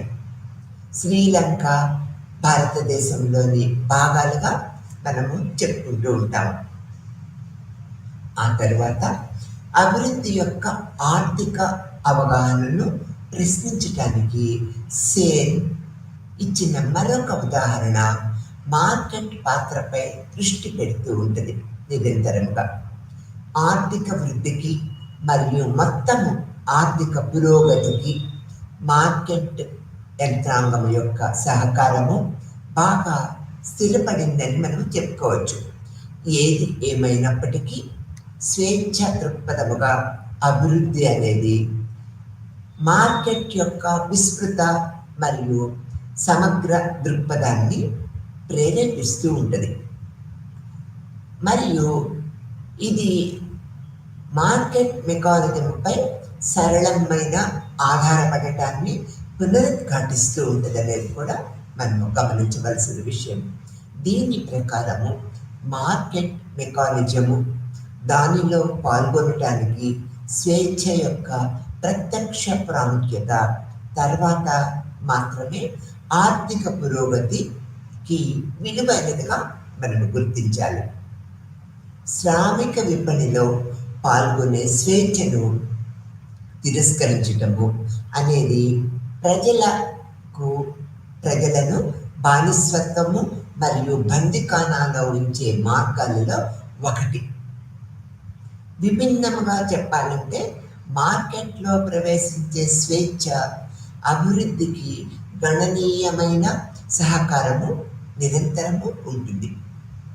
నేడు అభివృద్ధి చెందుతున్న దేశాల యొక్క క్లిష్టమైన సవాలు ఏమిటంటే బానిసత్వాన్ని అంతం చేయడానికి, అంతరిత్యానికి ముందు అమెరికాలో ఉన్నట్లుగా బహిరంగ కార్మిక మార్కెట్కు ప్రాప్యత నిరాకరించే స్పష్టమైన లేదా అవ్యక్త బానిసత్వము నుండి కార్మికులకు విముక్తి చేయవలసిన అవసరం ఉందనేది మనం ఇక్కడ గుర్తుపెట్టుకోవాల్సిన విషయం. అదే విధముగా ఉత్పత్తి మార్కెట్లకు ప్రాప్యత నిరాకరించడము అనేది చాలామంది చిన్న సాగుదారులు మరియు కష్టపడుతున్న ఉత్పత్తిదారులు సాంప్రదాయక ఏర్పాట్లు మరియు పరిమితుల కింద నిరంతరము బాధపడుతున్నారు అనేది కూడా మనము ఇక్కడ గ్రహించవలసిన విషయంగా చెప్పుకుంటూ ఉంటాం. ఆర్థిక పరస్పరత మార్పిడి మరియు మార్పిడిలో పాల్గొనే స్వేచ్ఛ సామాజిక జీవనంలో ప్రాథమిక పాత్రను కలిగి ఉంటుంది. అందువల్ల ఆదాయము మరియు విజయాల మధ్య, వస్తువులు మరియు సామర్థ్యాల మధ్య, మరియు ఆర్థిక సంపద మరియు మనము కోరుకున్నట్లు జీవించగల సామర్థ్యము మధ్య సంబంధం ఉన్నప్పటికీ ఈ అనుబంధము చాలా బలంగా ఉండవచ్చు లేదా ఉండకపోవచ్చు మరియు ఇతర పరిస్థితులపై ఆధారపడి ఉండవచ్చు అనేది మనం ఇక్కడ తెలుసుకోవాలి. సంక్లిష్టముగా అభివృద్ధిని ఆర్థిక సంపద శ్రేయస్సుతో అయోమయము చేయకూడదు. రెండు దృక్కోణాల మధ్య అంతరము నిరంతరము ఏర్పడి ఉంటుంది. అంటే ఆర్థిక సంపదపై ప్రత్యేక ఏకాగ్రత మరియు అభివృద్ధిని సంభావితం చేయడంలో మనము నడిపించగల జీవితాలపై విస్తృతంగా దృష్టిని కేంద్రీకరించాలనేది మనం ఇక్కడ గమనించదగ్గ విషయంగా చెప్పుకుంటూ ఉంటాం. ఇక్కడ ఏజెన్సీ సామర్థ్యము మరియు హక్కు ఈ యొక్క స్వేచ్ఛకు అర్థము చేసుకోవటంలో ఈ యొక్క భావనలు ఎలా ఉన్నాయో మనం ఇప్పుడు తెలుసుకుందాం. ఏజెన్సీ మరియు స్వేచ్ఛ. సేమ్ అభిప్రాయాల ప్రకారము స్వేచ్ఛ అనేది అభివృద్ధి యొక్క ప్రాథమిక అంశం మరియు ఇతర అంశాలను ఇది కీలకం చేస్తుంది అనేది కూడా మనము గమనించవలసిన విషయం. అభివృద్ధి యొక్క ముగింపులు మరియు సాధనాలు వేదిక మధ్యలో స్వేచ్ఛ యొక్క దృక్పథాలని ఉంచాలని పిలుస్తూ ఉంటాం. మరొక మాటలో చెప్పాలంటే వ్యక్తులు స్వేచ్ఛలు, అభివృద్ధి సాధన మరియు విశ్లేషణను ప్రాథమిక నిర్మాణ వస్తువులుగా భావిస్తూ ఉంటారు. సంక్షేమ విధానము versus capability perspective to development అనేది అర్థం అంటే ఇక్కడ సంక్షేమ విధానము అన్ని అభివృద్ధి కార్యకలాపాలకు లబ్ధిదారులు లేదా లక్ష్యాలుగా వ్యక్తులపై ఇది దృష్టి పెడుతూ ఉంటుంది. ఇది పెట్టుబడి పెట్టడానికి రాష్ట్ర మరియు రాష్ట్రాతర ఏజెన్సీలను సమర్థిస్తూ ఉంటుంది. సమర్థించాల్సిన అవసరం కూడా ఎంతో ఉందని ఇది అభిప్రాయపడుతూ ఉంటుంది. అభివృద్ధి కోసము సామాజిక రంగము ఖర్చు మరియు సాంకేతిక ఉత్పత్తుల సరఫరా, ఇది ఆహారము, దుస్తులు, నివాసము మరియు తాగునీరు మొదలైన వాటిలో వ్యక్తులు ప్రాథమిక అవసరాలను గుర్తించటము మరియు ఈ అవసరాలను నెరవేర్చడానికి ప్రత్యక్ష పబ్లిక్ ప్రొవిజనింగ్ చర్యల్లో పాల్గొనటపై దృష్టి పెడుతూ ఉంటుంది. ఈ నిత్యావసర వస్తువులు అందించడమే ప్రధాన పాత్ర అనేది ఇక్కడ అభిప్రాయంగా మనం తెలుసుకోగలుగుతున్నాము. దీనికి విరుద్ధంగా సామర్థ్య దృక్పథము వ్యక్తుల సామర్థ్యాలు మరియు వారి అవసరాల మధ్య అనురూప్యాన్ని ఇది గుర్తిస్తూ ఉంటుంది. అలా చేయటం ద్వారా వారి వయస్సు, లింగము, కులము, తరగతి మరియు జాతి మరియు ఇతర లక్షణాలకు సంబంధించిన వ్యక్తుల స్థానాలలో తేడాలను ఇది క్లూగా తీసుకుంటూ ఉంటుంది. ఈ పరిశోధన పద్ధతుల్లో ఇది వివిధ అవసరాల సాకారం కోసము ఒకే విధమైన సామర్థ్యాలను ఉపయోగించడాన్ని నిరంతరము ప్రభావితం చేస్తూ ఉంటుంది అనేది కూడా ఇక్కడ మనము గమనించవలసిన విషయంగా చెప్పుకుంటూ ఉంటాము. అభివృద్ధి ప్రక్రియపై స్వేచ్ఛ కేంద్రీకృత అవగాహన అనేది ఏజెంట్ ఆధారిత దృక్పథం. ఇది వ్యక్తిని రోగిగా లేదా అభివృద్ధి కార్యకలాపము ఫలాల నిష్క్రియ గ్రహీతగా పరిగణించబడదు. బదులుగా ఇది ఏజెన్సీని వ్యాయామము చేసే మరియు అభివృద్ధి ప్రక్రియలో పాల్గొనే అతని సామర్థ్యముపై దృష్టి పెడుతుంది. ఇది బాటమ్ అప్ విధానము మరియు సంక్షేమము మరియు వారి శ్రేయస్సు కోసము వ్యక్తులను డోల్స్ ఇవ్వటం అనే ఆలోచన ఆధారంగా టాప్ డౌన్ డెవలప్మెంట్ ప్రోగ్రాములు, స్కీములను మించి బాగా కదులుతూ ఉండటము వల్ల మానవ సామర్థ్యాలను బలోపేతం చేయటంలో మరియు రక్షించటంలో రాష్ట్రము మరియు సమాజము విస్తృతమైన పాత్రలను కలిగి ఉంటూ ఉంటాయి. ఇది రెడీమేడ్ డెలివరీలో ఒకటి కాకుండా సహాయ మరియు సాధికారిక పాత్రలను కలిగి ఉంటుందనేది కూడా మనం ఇక్కడ నిరంతరము గుర్తుపెట్టుకుంటూ ఉండాలి. ఆ తర్వాత సంక్షేమ విధానము versus capability perfective to development అనే ప్రక్రియా పద్ధతులను ఇప్పుడు మనము తెలుసుకుందాం. సంక్షేమ విధానము అన్ని అభివృద్ధి కార్యకలాపాలకు లబ్ధిదారులు లేదా లక్ష్యాలుగా వ్యక్తులపై దృష్టి పెడుతూ ఉంటుంది. ఇది సామాజిక రంగ వ్యయములో పెట్టుబడి పెట్టాలని మరియు అభివృద్ధి కోసము సంక్షేమ ఉత్పత్తులను సరఫరా చేయాలని రాష్ట్ర మరియు రాష్ట్రేతర ఏజెన్సీలను సూచిస్తూ ఉంటుంది. ఇది ఆహారము, దుస్తులు, నివాసము మరియు త్రాగునీరు మొదలైన వాటిలో వ్యక్తుల ప్రాథమిక అవసరాలను గుర్తించటము మరియు ఈ అవసరాలను నెరవేర్చడానికి ప్రత్యక్ష పబ్లిక్ ప్రొవిజింగ్ చర్యలలో పాల్గొనడంపై దృష్టి పెడుతూ ఉంటుంది. దీనికి విరుద్ధంగా సామర్థ్య దృక్పథము వ్యక్తుల సామర్థ్యాలు మరియు వారి అవసరాల మధ్య అనురూప్యాన్ని వృద్ధి చేస్తూ ఉంటుంది.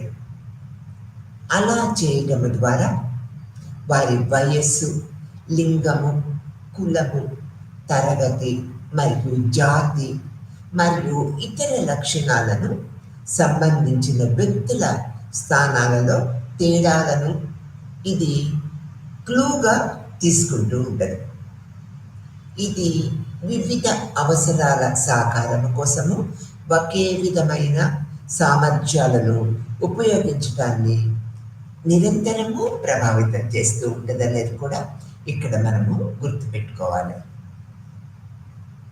ఆ తర్వాత అమర్త్య సేన్కు అభివృద్ధి యొక్క లక్ష్యము స్వేచ్ఛ మరియు దాన్ని సాధించడానికి ఒక అంతిమ సాధనంగా చెప్పారు. ఈ సందర్భంలో ఏజెన్సీ ద్వారా సేన్ ఏమి సూచిస్తున్నారు, ఏమి చెప్తున్నారు అర్థం చేసుకోవడం కూడా చాలా కీలకమైన అంశముగా పరిగణించుకోవాలి.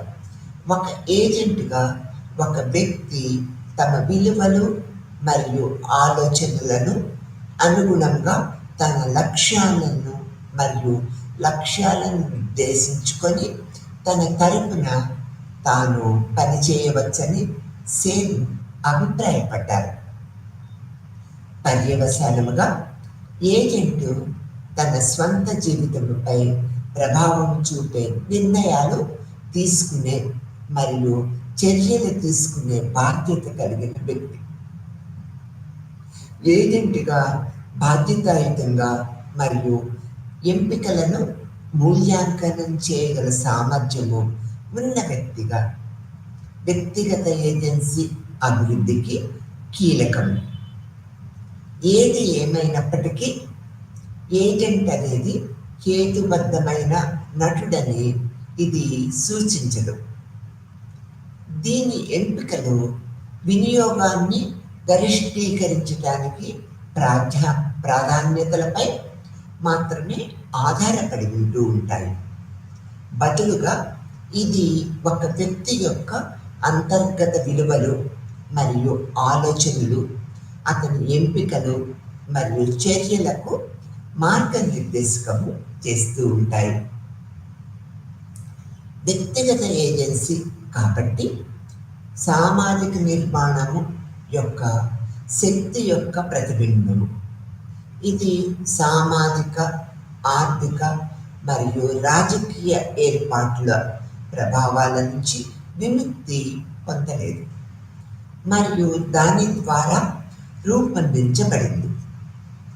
సేన్ కోసము ఏజెన్సీ స్వేచ్ఛను పెంపొందించటము, దీని ద్వారా వ్యక్తులు సహేతుకమైన మరియు సమాచార ఎంపికలు మరియు నిర్ణయాలు తీసుకోవటము అభివృద్ధి సాధన యొక్క ప్రధాన లక్ష్యంగా సేన్ అభిప్రాయపడ్డారు అనేది అతని యొక్క అభిప్రాయాలను మనము పరిగణలోకి తీసుకోవాల్సిన అవసరము, ప్రాముఖ్యత ఎంతో ఉన్నదనేది మనం చెప్పుకోవాలి. ఆ తర్వాత స్వేచ్ఛగా అభివృద్ధి, ఒక సామర్థ్యత దృక్పథము ఎలా ఉంటుందో ఈ స్వేచ్ఛగా అభివృద్ధి భావనల్లో సేన్ యొక్క అభిప్రాయాలను మనము తెలుసుకుందాం. ఒక వ్యక్తి ఏజెన్సీని వ్యాయామం చేయాలంటే అతని సామర్థ్యాలు తప్పనిసరిగా ఆ వ్యక్తి కలిగి ఉండాలి. ఒక వ్యక్తికి ఏజెంట్గా ఉండే స్వేచ్ఛ గురించి సేన్ భావనకు సామర్థ్యాలు ప్రాథమికమైనవి. స్వేచ్ఛగా అభివృద్ధి యొక్క ప్రాథమిక ప్రతిపాదికలు ఒక వ్యక్తి యొక్క సామర్థ్యాలను విస్తరించటము, తద్వారా అతను విలువైన జీవితాన్ని గడపవచ్చని సేన్ అభిప్రాయపడ్డారు. సామర్థ్యాలు అనేవి స్వేచ్ఛ యొక్క రూపాలు. ఇది వ్యక్తికి ఏదైనా చేయగల సామర్థ్యము లేదా పనితీరును కలిగి ఉండటము మనం చూడగలుగుతూ ఉంటాము. సంక్లిష్టముగా సేన్ యొక్క అభిప్రాయం ప్రకారము స్వేచ్ఛ అనేది వ్యక్తి యొక్క సామర్థ్యములో నిరంతరము ప్రతిబింబిస్తూ ఉంటుంది. సేన్ దృష్టిలో స్వేచ్ఛ అనేది అస్పృష్టమైన మరియు బహుళ లేయర్డ్ కాన్సెప్ట్గా మనము చెప్పుకోవాలి. ఇది ఒక వ్యక్తికి ఉన్న వాస్తవ అవకాశాలు మరియు ప్రక్రియల ద్వారా అందించబడిన గణనీయమైన క్రియాత్మక సామర్థ్యాలు మరియు నిర్మాణాత్మక వాయిద్య విలువలు రెండిటిలోనూ అంతర్లీనంగా కలిగి ఉంటాయనేది సేన్ యొక్క అభిప్రాయంగా మనము ఈ స్వేచ్ఛ అభివృద్ధి ప్రక్రియలో తెలుసుకోగలుగుతున్నాం. ఇది ఒక సామర్థ్య దృక్పథంగా సేన్ తన అభిప్రాయాన్ని వ్యక్తపరిచారు. ఒక వ్యక్తి యొక్క ఒక సామర్థ్య దృక్పథము ఈ స్వేచ్ఛ అభివృద్ధి ప్రక్రియలో ఈ విధంగా ఉంటది అనేది సేన్ అభిప్రాయపడ్డారనేది మనం ఇక్కడ చెప్పుకోవాల్సిన విషయం. ఆ తర్వాత వాస్తవిక స్వేచ్ఛలు, దీంట్లో లక్ష్యాలు, అభివృద్ధి మరియు ముగింపు ప్రక్రియలు ఎలా ఉంటాయో మనం ఇప్పుడు తెలుసుకుందాం. వాస్తవిక స్వేచ్ఛలు ఒక వ్యక్తి కలిగి ఉన్న నిజమైన స్వేచ్ఛలుగా మనం చెప్పుకోవాలి. ఇది అతనిని జీవితంలోని వివిధ రంగాలలో మరియు వ్యాయామ ఏజెన్సీలలో పూర్తిగా పాల్గొనడానికి అనుమతిస్తూ ఉంటుంది.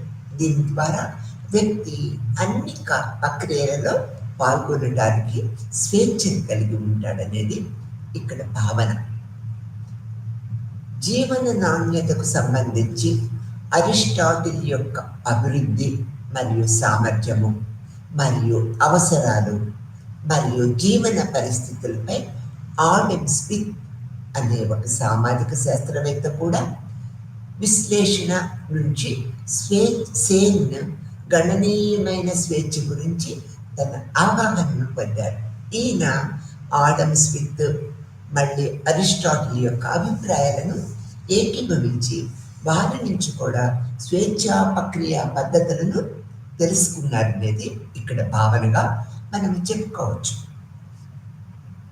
ఆ తర్వాత ఒక వ్యక్తి యొక్క జీవితాన్ని మెరుగుపరచటము, అతనిని పూర్తిగా సామాజిక వ్యక్తిగా చేయటము, అతని స్వంత సంకల్పాలు, ఉద్దేశపూర్వకమైన ఎంపిక మరియు అతను నివసించే ప్రపంచంతో పరస్పర చర్యలు చేయటము మరియు ప్రభావితం చేసే సామర్థ్యాలను ఉపయోగించటం ద్వారా అతన్ని సంపన్నంగా మరియు నిర్బంధంగా మార్చటం ద్వారా వాస్తవిక స్వేచ్ఛలు సానుకూల విలువలను కలిగి ఉంటాయి అనేది సేన్ అభిప్రాయపడ్డారు. ఆర్థిక లావాదేవీలలో పాల్గొనటము లేదా రాజకీయ కార్యకలాపాలలో పాల్గొనటము లేదా వృద్ధాప్యం వరకు జీవించటము లేదా ప్రాథమిక విద్య లేదా ఆరోగ్య సంరక్షణను పొందటము వంటి క్రియాత్మక సామర్థ్యాలలో ప్రజలు గణనీయమైన స్వేచ్ఛలను ఈ యొక్క స్వేచ్ఛలకు విలువ ఇస్తూ ఉంటారు. ఈ స్వేచ్ఛలు అవకాశము కోణాన్ని ప్రతిబింబిస్తూ ఉంటాయి. ప్రజల యొక్క అవకాశ కోణాన్ని నిరంతరము ప్రతిబింబిస్తూ ఉంటాయి. ప్రజలు ఆదాయము, డబ్బు వంటి వనరులను ప్రాప్యత నుంచి భిన్నంగా ఉంటూ ఉంటారు. వస్తువులు మరియు ఆస్తులు లేదా ఇతర వస్తువులు విలువైనవి మరియు వాటి వినియోగానికి కావలసిన ఆనందము, సంతృప్తి మరియు సంతోషాన్ని అందించగలగటం దృష్ట్యా ఈ యొక్క వాస్తవిక స్వేచ్ఛ అభివృద్ధి లక్ష్యాల యొక్క ప్రతిఫలము మనము ప్రజలలో చూడగలుగుతూ ఉంటాం. ఇంకా సమాచారంతో కూడిన ఎంపిక చేసుకునే సామర్థ్యాలలో వాస్తవికత స్వేచ్ఛలు వ్యక్తమవుతాయని స్వేన్ అభిప్రాయపడ్డారు. మరియు అందువల్ల ఎల్లప్పుడూ శ్రేయస్సుతో గందరగోళము చెందాల్సిన అవసరం లేదని కూడా సేన్ చెప్పారు. ఈ విషయాన్ని వివరించడానికి సేన్ ఆకలి మరియు ఉపవాసం యొక్క ఉదాహరణలను మనకి అందించారు. ఉపవాసము మరియు ఆకలితో ఉండటము రెండు ఒకేలాగా ఉంటూ ఉంటాయి. పోషకాహారాన్ని కోల్పోవటం ద్వారా వ్యక్తి శారీరక శ్రేయస్సును సమాధి చేస్తూ ఉంటాయి. ఏది ఏమైనప్పటికీ ఉపవాసం విషయంలో ఒక వ్యక్తి తనకు నచ్చితే తినవచ్చు. అయితే ఆకలితో ఉన్న వ్యక్తి అతను చేయగలిగితే తినవచ్చు. ఆకలి అనేది స్వేచ్ఛ లేని స్థితిగా సేన్ పేర్కొన్నారు. ఇది ఉపవాసము వలె కాకుండా సామర్థ్య నిరాకరణను ప్రతిబింబిస్తూ ఉంటుందని సేన్ అభిప్రాయపడ్డారనేది ఈ ప్రక్రియలో మనం తెలుసుకోవచ్చు. అభివృద్ధి ప్రణాళిక మరియు పబ్లిక్ పాలసీ యొక్క ప్రధాన లక్ష్యము తప్పనిసరిగా ముఖ్యమైన స్వేచ్ఛ అని సేన్ అభిప్రాయాన్ని వ్యక్తం చేశారు. అంతిమంగా వీటిని సాధించేందుకు అభివృద్ధి కార్యక్రమాలు రూపొందించాలని వాస్తవిక స్వేచ్ఛ యొక్క దృక్కోణం నుంచి సేన్ కేవలము తక్కువ ఆదాయానికి దారి తీయకుండా పేదరికాన్ని సామర్థ్యము లేమిగా దృష్టి సారించారు. ఇది ఒక పరిస్థితి. ఇది వివిధ తిరస్కరణల్లో పాతుకుపోయింది. ఇది వ్యక్తులను ఏజెన్సీని కోల్పోతూ ఉంటుంది మరియు అందువల్ల వారి స్వేచ్ఛకు దారితీస్తూ ఉంటుంది అనేది కూడా మనము గమనించవలసిన విషయం. అభివృద్ధి ప్రణాళిక తప్పనిసరిగా పేదరికము, పేద ఆర్థిక అవకాశాలు మరియు సామాజిక లేమి వంటి స్వేచ్ఛ లేని మూలాలకు పరిష్కరించడంపై మనము నిరంతరము దృష్టి పెట్టాలి. ఇది వ్యక్తి స్వేచ్ఛగా ఏజెన్సీని వ్యాయామం చేయకుండా నిరోధిస్తుందనేది సేన్ యొక్క అభిప్రాయంగా మనం ఇక్కడ గుర్తుపెట్టుకోవాల్సిన విషయంగా చెప్పుకుంటూ ఉంటాం. ఆ తర్వాత పేదరికము వల్ల కలిగే ప్రాథమిక సామర్థ్యాలు లేనిది ఇది ప్రతిబింబిస్తూ ఉంటుందనేది కూడా గమనించవలసిన విషయంగా చెప్పుకుంటూ ఉంటాం. ఆ తర్వాత కాన్స్టిట్యూషనల్ ఫ్రీడమ్ ఇన్స్ట్రుమెంట్స్ మీన్స్ యొక్క డెవలప్మెంట్ ఏ విధంగా జరుగుతుందో మనం ఇప్పుడు తెలుసుకుందాం. సేన్ యొక్క అభిప్రాయం ప్రకారము పేదరికము, ఆర్థిక వనరుల కొరత, ప్రభుత్వ నియంత్రణ, పరిమితులు మరియు అవగాహన లేమి మొదలైనవి అనేక కారణాల వల్ల ఒక వ్యక్తి గణనీయమైన స్వేచ్ఛా సామర్థ్యాలను కోల్పోవచ్చు. అభివృద్ధిలో అది కీలక పాత్ర కూడా వహిస్తుందని సేన్ అభిప్రాయపడ్డారు. ఒక వ్యక్తి పని చేయటాన్ని, వాయిద్య నిర్మాణాత్మక పాత్రలను పోషించే ముఖ్యమైన స్వేచ్ఛలు అనేక రకాలుగా ఉన్నాయి. వ్యక్తులు సామర్థ్యాలు పురోగతికి రాజ్యాంగ వాయిద్య స్వేచ్ఛలు కీలకంగా ఉంటూ ఉంటాయి. వ్యక్తిగత సామర్థ్యాలను విస్తరించడం ద్వారా ఏజెన్సీని వ్యాయామం చేయటానికి స్థలాన్ని అందించే వ్యక్తికి బాహ్య కారకాలపై అవి ఆధారపడి ఉంటూ ఉంటాయి. మరొక మాటలో చెప్పాలంటే అవి అందుబాటులో ఉన్న సంస్థాగత ఏర్పాట్లు మరియు విలువల రూపంలో ప్రతిబంధించే విధానాలు. ఇవి వాస్తవ స్వేచ్ఛ సాకారానికి కీలకమైనవిగా మనము చెప్పుకోవచ్చు. ఆ తర్వాత విభిన్న అనుభావిక సందర్భాలను అనుగుణంగా మానవ సామర్థ్యాలను మరియు వాస్తవ సంస్థను పెంపొందించడంలో ప్రభావవంతంగా ఉండే విభిన్న స్వేచ్ఛలు అనేక రకంగా ఉంటూ ఉంటాయి. ఇవి సేన్ 5 విభిన్న సాధన స్వేచ్ఛలుగా మనకి ప్రాథమికంగా గుర్తించారు. మొదటిది రాజకీయ స్వేచ్ఛ. ఇది రాజకీయ స్వేచ్ఛ అనేది ప్రజాస్వామ్య రాజకీయాలలో అత్యంత ముఖ్యమైన లక్షణాలలో ఒకటి. ఇది రాష్ట్రము లేదా సారూప్య ఏజెన్సీ ద్వారా బాహ్య లేదా అంతర్గత బలవంతపు పాలన నుంచి లేకపోవటంగా వర్ణించబడుతూ ఉంటుంది. ఇది రాజకీయ హక్కులు మరియు పౌర స్వేచ్ఛలను పర్యావరణ పదముగా ఉంటుంది. ఇది సాధారణంగా రాష్ట్రం నుంచి చట్టపరమైన రక్షణను పొందుతూ ఉంటాయనేది కూడా మనము ఈ రాజకీయ స్వేచ్ఛ ప్రక్రియలో గమనించవలసిన విషయం. తర్వాత రెండో పాయింట్లో ఆర్థిక సౌకర్యాలలో క్రెడిట్, ఫైనాన్సింగ్ సేవలు మరియు మార్కెట్లకు యాక్సెస్ ఉంటుందనేది సేన్ అభిప్రాయపడ్డారు.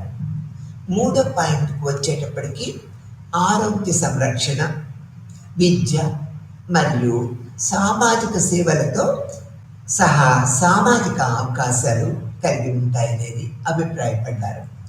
నాలుగో పాయింట్కి వచ్చేటప్పటికి పారదర్శకత, హామీలు, వ్యాపారము మరియు ప్రభుత్వ వ్యవహారాలలో బహిరంగత మరియు బహిర్గతం యొక్క అవసరానికి సంబంధించినవి.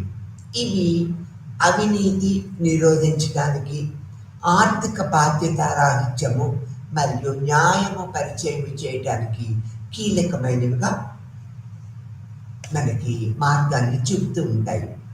తర్వాత ఐదో పాయింట్లో రక్షిత భద్రత అనేది నిరుద్యోగ వృత్తి మరియు కరువు, అంటువ్యాధి ఉపశమనము మొదలైన సంస్థాగత ఏర్పాట్ల ద్వారా వ్యక్తులకు భద్రతా వలయానికి సంబంధించిన ప్రక్రియగా చెప్తూ ఉంటాము.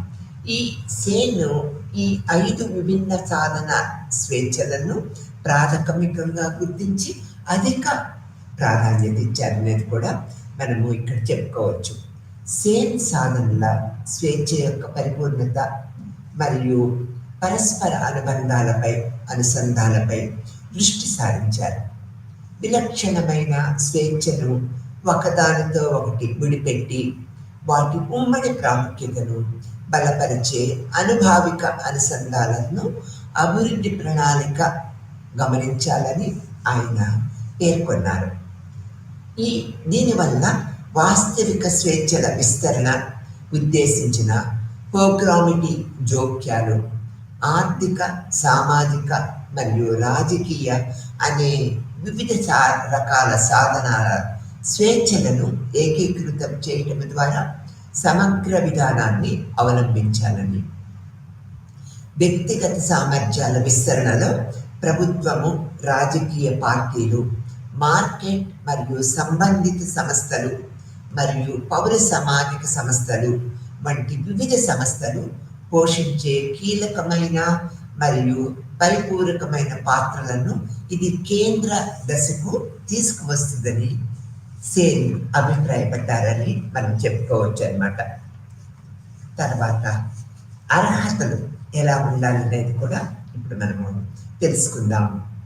ఈ యొక్క సేన్ అభివృద్ధికి సామర్థ్యము దృక్పథంలో స్వేచ్ఛగా భావించడంలో హక్కులు మరొక అంశం. దీంట్లో మార్కెట్లో కమాండింగ్ ధర కారణంగా మార్కెట్ విలువను కలిగి ఉన్న కార్మిక శక్తితో సహా ఆస్తులు లేదా ఉత్పాదక వనరులపై ఎండోమెంట్ లేదా యాజమాన్యము పాత్ర కలిగి ఉంటుంది. రెండో పాయింట్కి వచ్చేటప్పటికి ఉత్పత్తికి సంబంధించిన సాంకేతిక పరిజ్ఞానము ఎలా స్వాధీనం చేసుకోవాలనేది తెలుపుతూ ఉంటుంది. మార్కెట్ వస్తువులు మరియు సేవలను మార్పిడి చేసే సామర్థ్యము ఒక ప్రక్రియ. రాష్ట్రము మరియు ప్రభుత్వ సంస్థలు చేపట్టే ప్రజల సాధారణ శ్రేయస్సులో భాగంగా సామాజిక భద్రత యొక్క ఉనికి లేకపోవటం అనేది కూడా ఒక భావనగా చెప్పుకుంటూ ఉంటాం. ఈ సందర్భంలో పేదలకు తగిన హక్కు రక్షణ కల్పించడం ద్వారా ఆకలిని తగ్గించవచ్చు. ఉదాహరణకు తీసుకున్నట్లయితే వేతన ఉపాధి రూపంలో మరియు తద్వారా బాధితులను సామర్థ్య దృక్పథంలో భాగంగా ఏజెంట్లుగా మార్చడం, వ్యక్తిగత ఏజెన్సీ మరియు స్వేచ్ఛలను పెంపొందించడం ద్వారా సంక్షోభాలను నివారించడానికి ప్రాథమిక ఏర్పాట్లు అనుకూలంగా ఉండే రక్షణ బాధ్యతగా ప్రజాస్వామ్యం యొక్క ఆలోచనతో ఇది ప్రతిబింబిస్తూ ఉంటుంది. ఏది ఏమైనప్పటికీ ప్రజాస్వామ్య హక్కుల సిద్ధాంతము మరియు ఆచరణలో పెద్ద అపసవ్యత ఉండవచ్చు అనేది కూడా సేన్ అభిప్రాయపడ్డారు. ఈ యొక్క ప్రజాస్వామ్య సంభావ్యత యొక్క వాస్తవ ఉపయోగము కోసము అభివృద్ధి కార్యక్రమాలు మరియు విధానాల యొక్క సమర్థవంతమైన అమలు పరంగా మనం ఇది చూడవచ్చు.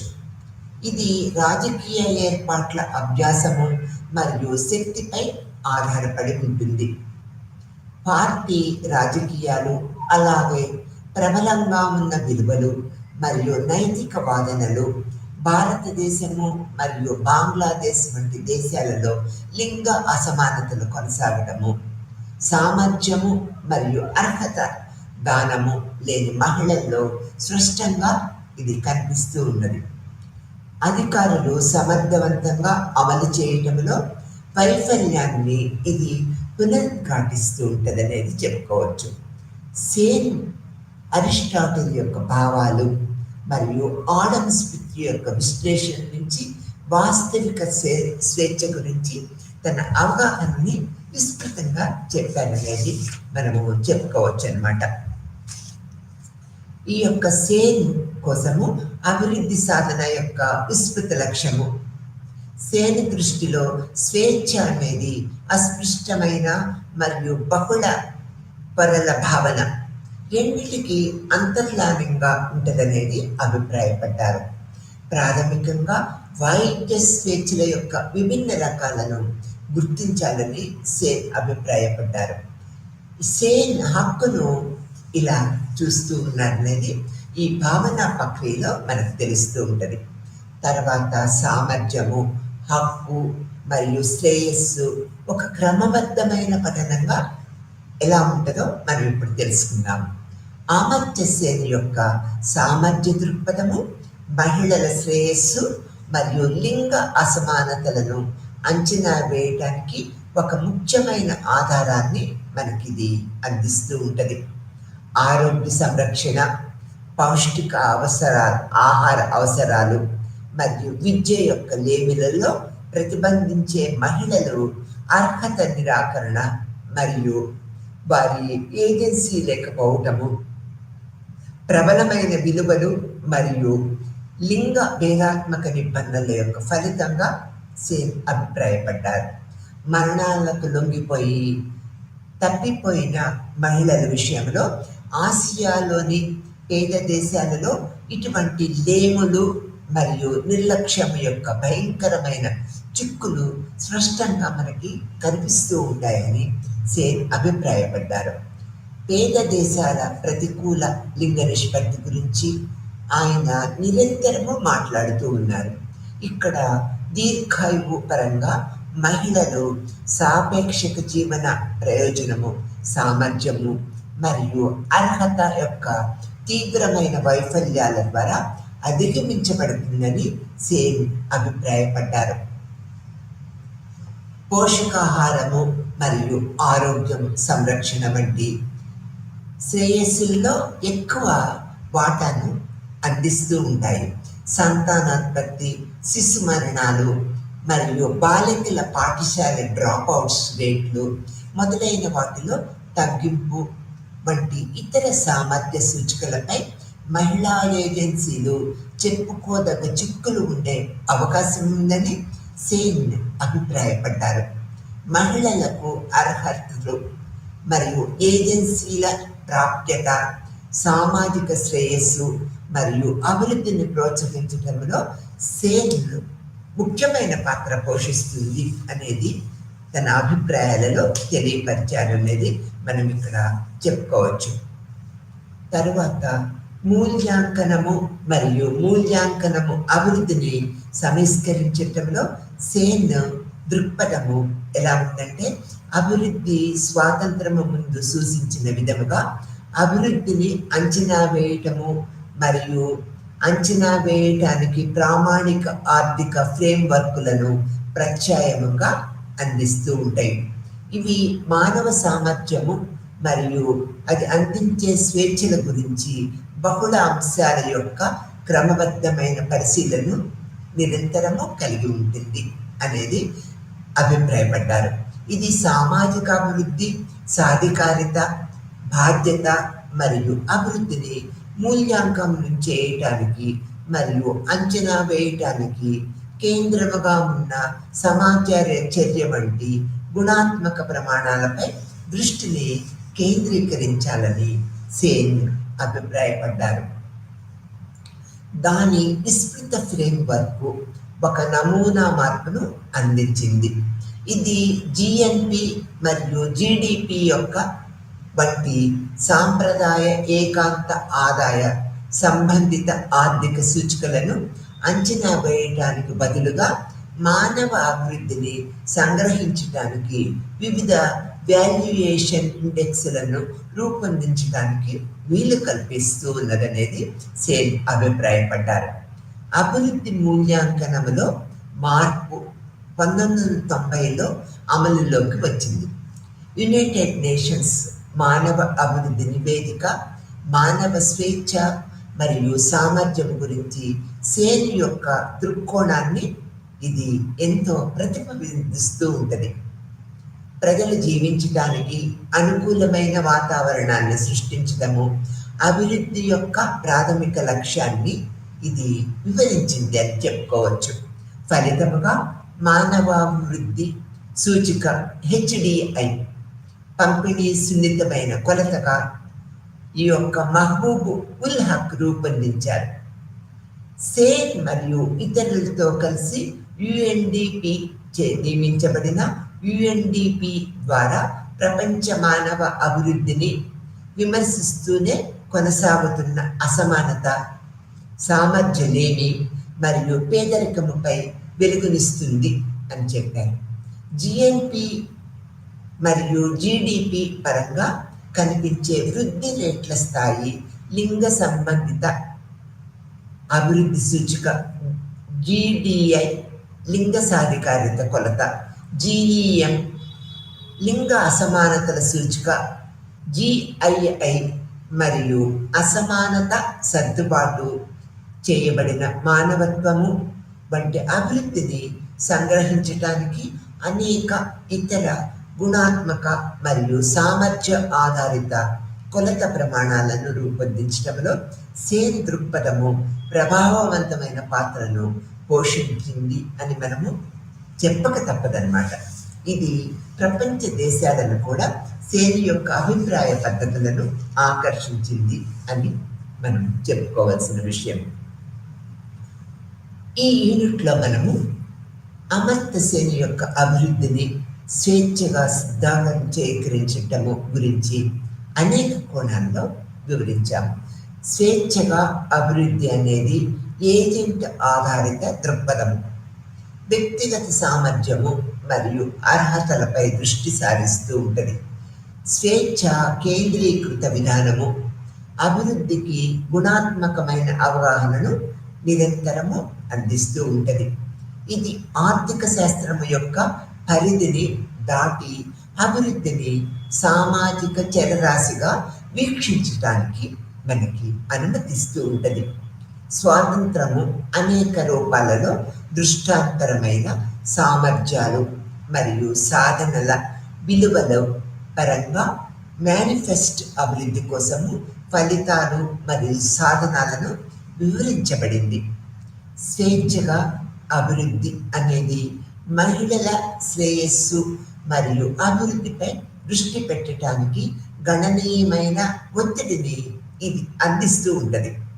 అలా చేయటం ద్వారా ఇది మహిళలకు మరియు అభివృద్ధి మధ్య సంబంధంపై దృష్టి నిరంతరము సారిస్తూ ఉంటుంది. వారు సహేతుకమైన ఎంపికలు చేయగల సామర్థ్యము మరియు అర్హతలను కలిగి ఉంటారని సేన్ అభిప్రాయపడ్డారు. దీనికి విరుద్ధంగా అర్హతలు మరియు ఏజెన్సీలు లేకపోవటము వారి స్వేచ్ఛ లేని పరిస్థితులకు ఇది నిదర్శనముగా ప్రతిబింబిస్తూ ఉంటుందని సేన్ అభిప్రాయపడ్డారనేది మనము చెప్పక తప్పదు. స్వేచ్ఛ కేంద్రీకృత దృక్పథము అభివృద్ధి సాధనాలలో గణనీయమైన ప్రభావాన్ని ఇది నిరంతరము మనకి ప్రస్ఫుటిస్తూ ఉంటుంది. ఇది వివిధ వాల్యుయేషన్ ఇండెక్స్లను మరియు అభివృద్ధిని సంగ్రహించే చర్యలకు మార్గదర్శిగా మనకి నిరంతరము చూపుతుంటుందని సేన్ యొక్క అభిప్రాయ పద్ధతుల్లో మనము తెలుసుకోగలుగుతున్నాము. ఇక్కడ మనము బేరసారాల శక్తి అంటే అర్థం ఏంటంటే ఇది ఆ శక్తుల వ్యత్యాసము మరియు సంఘర్షణలతో గుర్తించబడిన పరిస్థితులలో ప్రధానంగా చూసే ప్రబలంగా ఉండే సామర్థ్యం. ఈ యొక్క బేరసారాల శక్తి అంటే అశక్తులు వ్యత్యాసము మరియు సంఘర్షణతో గుర్తించబడిన పరిస్థితుల్లో ప్రభావము చూసే ప్రబలంగా ఉండే ప్రజల యొక్క సామర్థ్యం. సాధికారిత అంటే ఏంటంటే శక్తి, ఏజెన్సీలు మరియు సమాచారాలతో కూడిన ఎంపికను వినియోగించే సామర్థ్యం. దీనిని మనము సాధికారిత శక్తిగా పేర్కొంటూ ఉంటాం. మార్కెట్ అనేది సంస్థలు లేదా సామాజిక సంబంధాలు లేదా కొనుగోలుదారులు మరియు అమ్మకందారుల మధ్య మార్పిడి లావాదేవీల ద్వారా గుర్తించబడిన స్థలాన్నే మనము మార్కెట్ అంటూ ఉంటాము అనేది మనం ఇక్కడ గుర్తుపెట్టుకోవాలి. తర్వాత బానిసత్వము, స్వేచ్ఛ లేని మరియు బంధిత శ్రమ రూపాలకు ఇది సూచిస్తూ ఉంటుంది అభిప్రాయాలను. ఇది వ్యక్తులకు ఆస్తి చట్టం యొక్క సూత్రాలు ప్రేరేపించే పరిస్థితులకు సంబంధించిందిగా చెప్పుకోవాలి.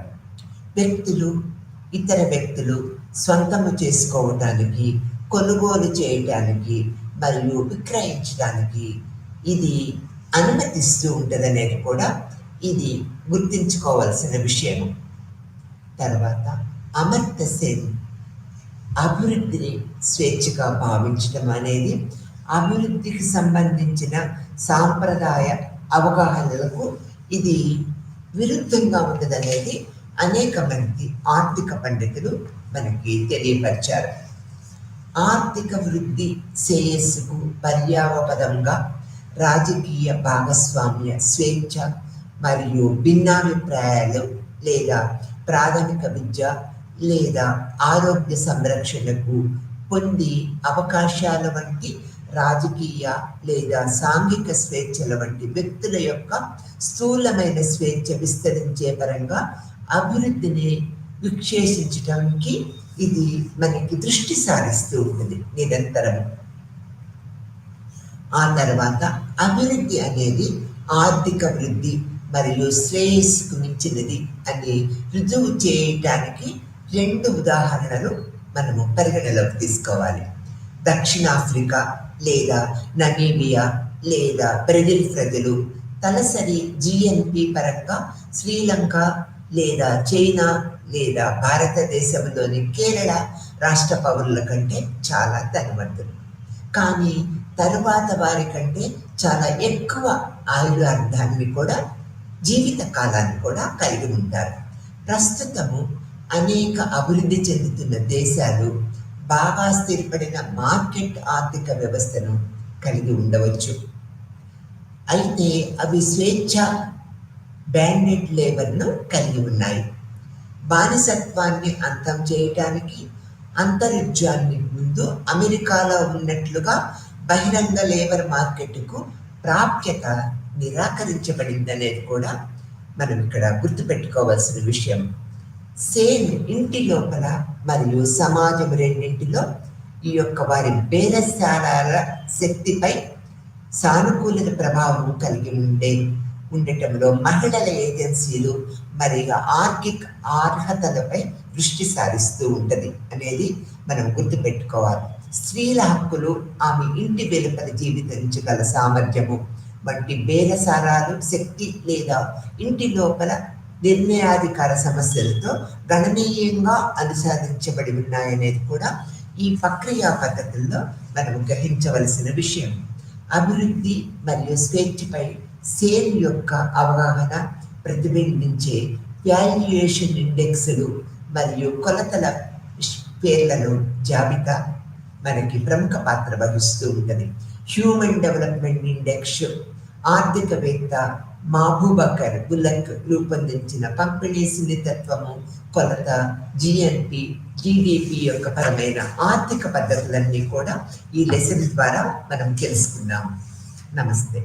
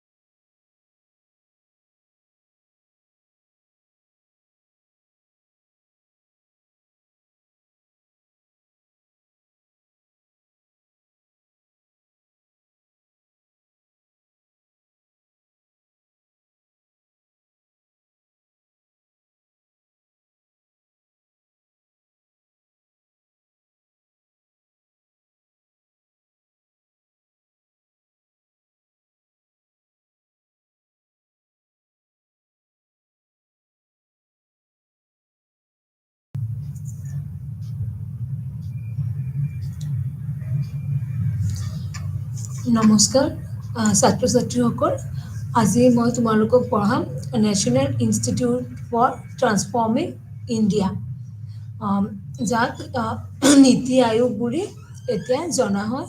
আগতে আছিল planning commission. National institute for transforming India এই সংস্থাটো অতি গুৰুত্বপূৰ্ণ। তোমালোকে সকলোৱে জানা যে ভাৰতবৰ্ষ স্বাধীন হোৱাৰ পিছতে আমাৰ প্লেনিং কমিশ্যন বা যিটো নীতি আয়োগ প্ৰতিষ্ঠা হৈছিল, আৰু এই আয়োগে ভাৰতবৰ্ষৰ কেনেকৈ চলিব পঞ্চবাৰ্ষিক পৰিকল্পনা গঠন কৰিছিল। আৰু ৰিচেণ্টলি এই আয়োগৰ নাম সলনি কৰা হৈছে, planning commission replaced by national institute for transforming India.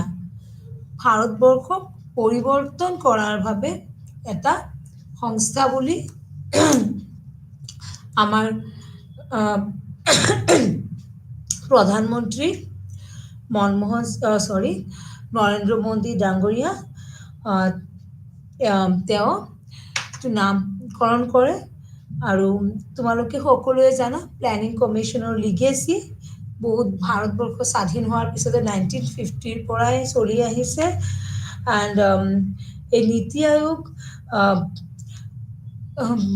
এতিয়া খুব এটা প্ৰয়োজনীয় সংস্থা।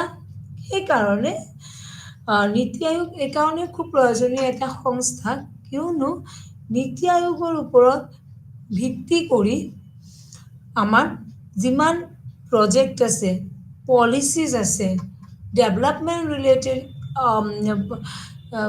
ডাইমেনশ্যনছবিলাক আছে, দিশসমূহ আছে, সকলোখিনি আমাৰ প্লেনিং কমিশ্যনৰ জৰিয়তে আমাৰ কৰা হয়।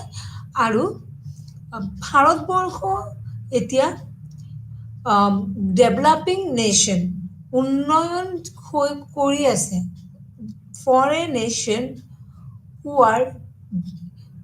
হু ইজ ডেভেলপিং, যোন ৰাষ্ট্ৰই বিকাশ কৰি আছে, বিকাশৰ যাত্ৰাত গৈ আছে, সেই ৰাষ্ট্ৰত প্লেনিং কমিশ্যন এখন থকা খুব প্ৰয়োজনীয়। নীতি আয়োগ যাক কোৱা হয়, কিহৰ কাৰণে তোমালোকে নিজৰ ক্ষেত্ৰতে চাবা। তোমালোকে পৰীক্ষাৰ আগত এটা প্লেন বনাই লোৱা,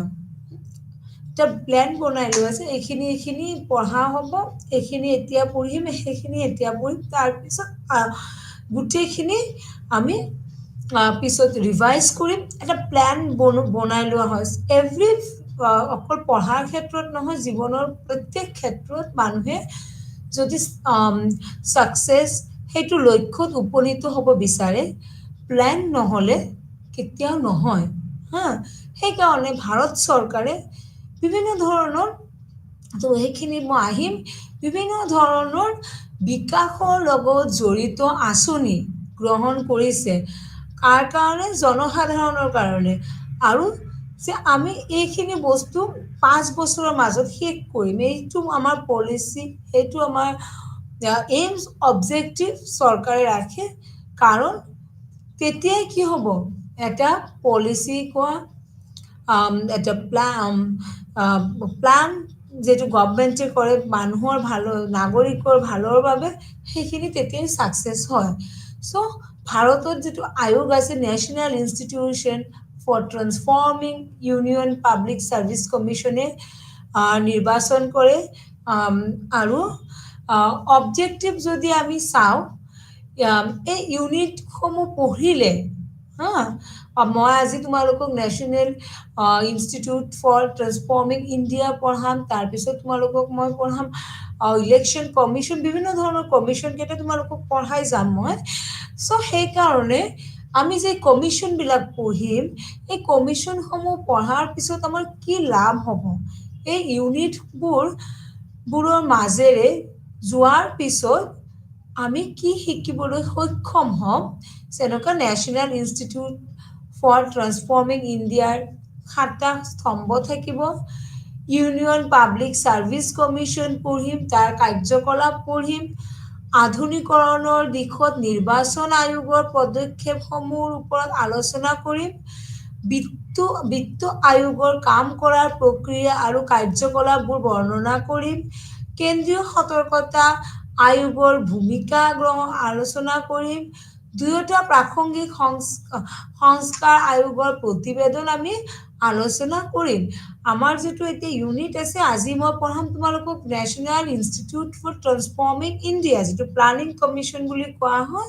তাৰপিছত পঢ়াম তোমালোকক public service commission, election commission, finance commission, and there are two reform commission, সেইসমূহ এটা এই স্বাধীন সংস্থা, আৰু এই সংস্থাসমূহৰ ভাৰতবৰ্ষৰ বিকাশৰ ক্ষেত্ৰত অতি গুৰুত্বপূৰ্ণ ভূমিকা গ্ৰহণ কৰি আহি আছে। আমাৰ প্লেনিং কমিশ্যনৰ কথা কোৱা, ইলেকশ্যন কমিশ্যনৰ কথা কোৱা, ফাইনেন্স কমিশ্যনৰ কথা কোৱা, বা আমাৰ যিটো union public service commission UPSC, দুটা ৰিফৰ্ম, সকলোখিনিয়ে ভাৰতবৰ্ষ যিটো আমাৰ বিকশিত ভাৰত, আমাৰ এটা এইম অবজেক্টিভ ৰখা হৈছে কি বিকশিত ভাৰত 2047, 2047 চনৰ আমাৰ এটা টাৰ্গেট ৰখা হৈছে যে আমি বিকাশ হ'ম। আমি যিবিলাক আমাৰ ফাৰ্ষ্ট ৱৰ্ল্ডৰ কাণ্ট্ৰিবিলাক আছে, তেওঁলোকৰ সমান আমি হ'ব কাৰণে চেষ্টা কৰিম। তেওঁলোকৰ সমান হোৱাৰ কাৰণে আমি এতিয়াৰ পৰাই কি কৰিব লাগিব, যে কাম কৰিব লাগিব আৰু ডেভেলপমেণ্ট কৰিব লাগিব। যেতিয়া বিকাশ হ'ব, ডেভেলপমেণ্ট হ'ব, তেতিয়াই এখন ৰাষ্ট্ৰৰ কি হয়, উন্নতি হয়, আৰু সেই ৰাষ্ট্ৰক কি বুলি কোৱা হয়, ডেভেলপ নেশ্যন বুলি কোৱা হয়। নীতি আয়োগ এনেকুৱাই এটা আয়োগ, যে আয়োগে আমাৰ দেশৰ উন্নয়নৰ কাৰণে, নাগৰিকৰ উন্নয়নৰ কাৰণে কাম কৰি আহি আছে। এতিয়া আমি পঢ়িম Niti Aayog, national institute for transforming India. কেতিয়া গঠন কৰা হৈছে? 1950 চনৰ পৰা ভাৰত চৰকাৰে এক দ্ৰুত সামাজিক আৰু অৰ্থনৈতিক বিকাশ অনাৰ চেষ্টা কৰি আহিছে। পৰিকল্পিত প্ৰচেষ্টাৰ জৰিয়তে সমগ্ৰ দেশত অৰ্থনৈতিক বিকাশৰ কাৰণে চেষ্টা চলাই আহিছে। এতিয়া আমাৰ নীতি আয়োগ বা প্লেনিং কমিশ্যন কেতিয়া প্ৰতিষ্ঠা হৈছিল? 1950 চনত। 1947ত ভাৰত স্বাধীন হৈছিল। তাৰ ঠিক 3 বছৰ পিছত ভাৰত চৰকাৰে আমাৰ প্লেনিং কমিশ্যন বা যেটো আমাৰ পৰিকল্পিত আয়োগ, তাৰ প্ৰতিষ্ঠা কৰা হৈছিল। কিহৰ ভাৱে?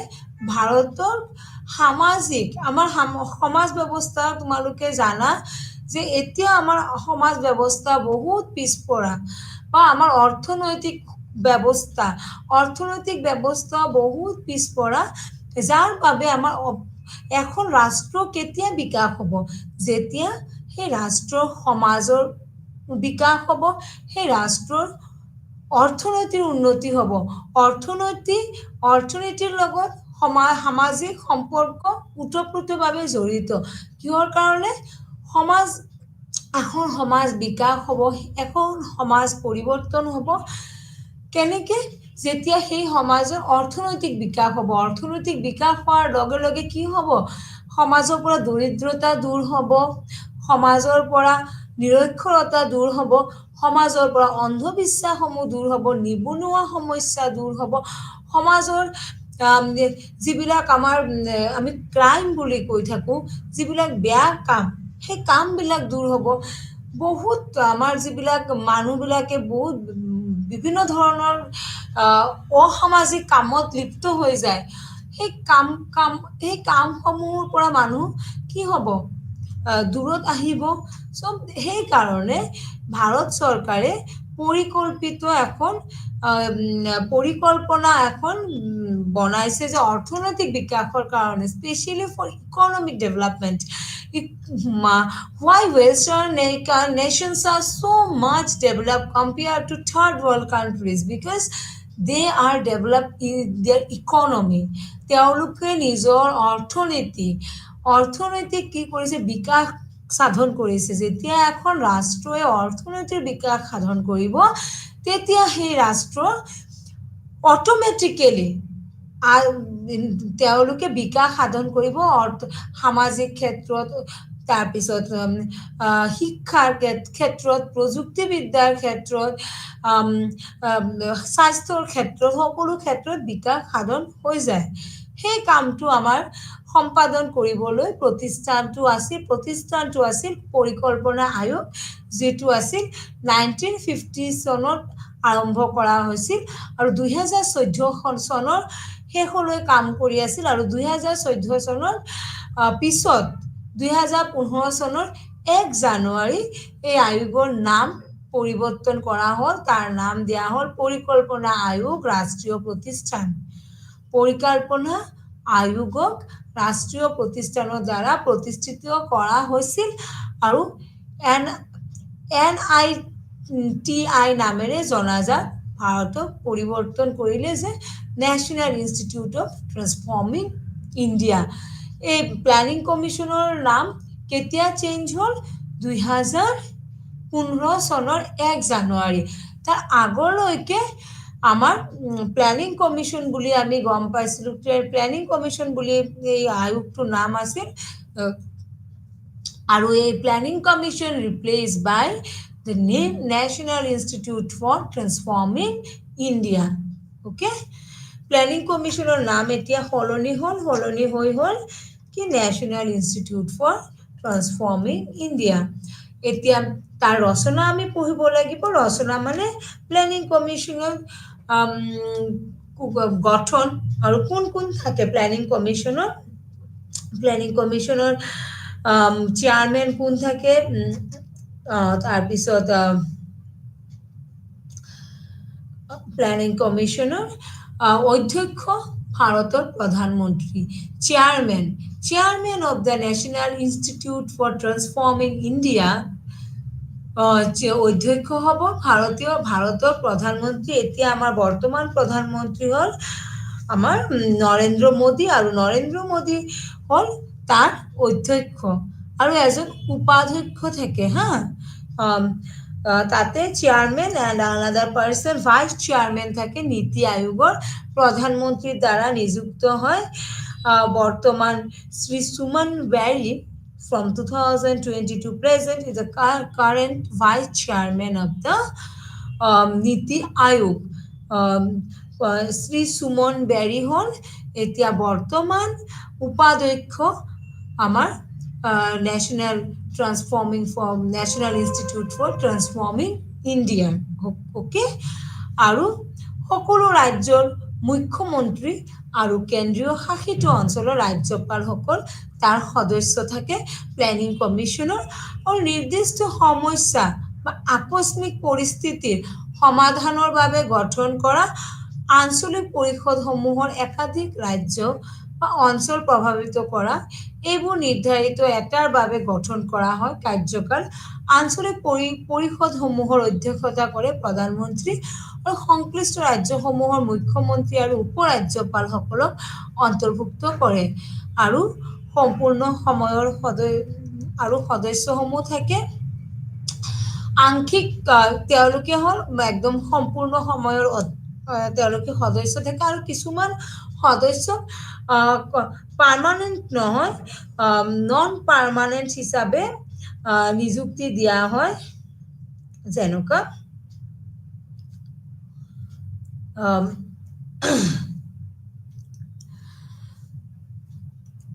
আংশিক সময়ৰ সদস্য যিকোনো আগশাৰী বিশ্ববিদ্যালয়ৰ পৰা সৰ্বাধিক 2জন সদস্যক প্ল্যানিং কমিশনৰ সদস্য হিচাপে মনোনীত কৰা হয় আগশাৰী একদম লিডিং যিবিলাক ইউনিভাৰ্সিটি আছে ইউনিভাৰ্চিটিৰ পৰা 2জন প্ৰফেচাৰক তাৰ পৰা নিযুক্তি দিয়া হয় গৱেষণা সংগঠন বা গৱেষণা কৰা মানুহ বা অন্যান্য প্ৰাসংগিক প্ৰতিষ্ঠানৰ এক বহিষ্ক্ষমতাত আংশিক সময়ৰ সদস্যসকলক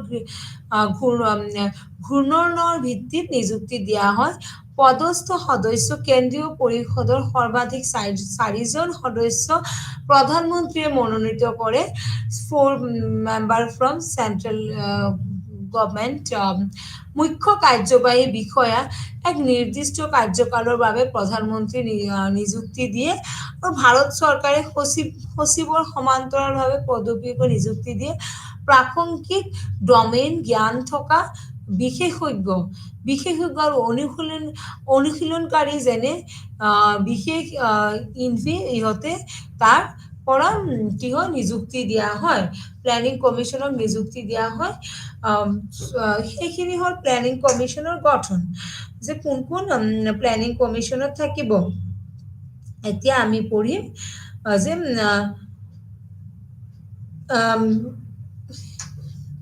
যে আমাৰ প্লেনিং কমিশনৰ 7টা স্তর আছে হ্যাঁ এই 7 pillar of planning commission it is very much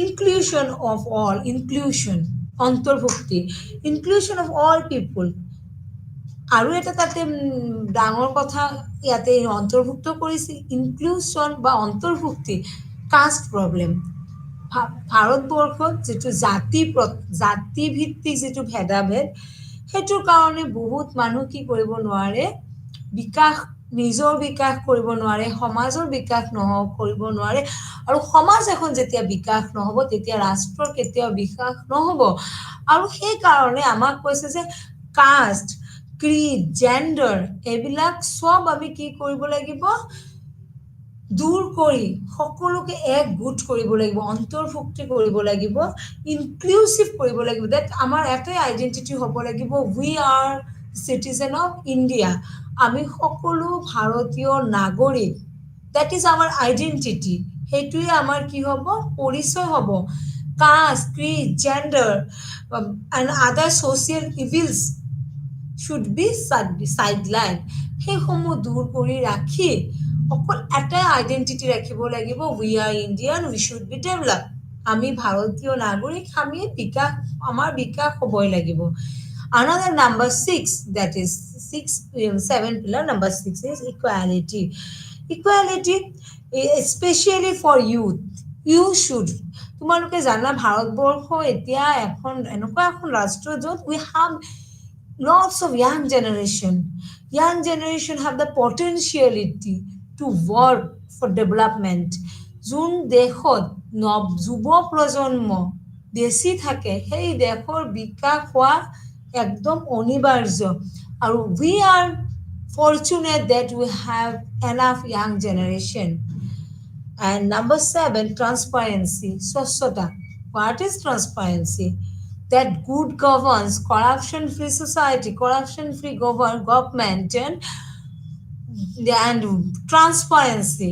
That is why, Indian government now doing everything, try to, do everything in transparent way.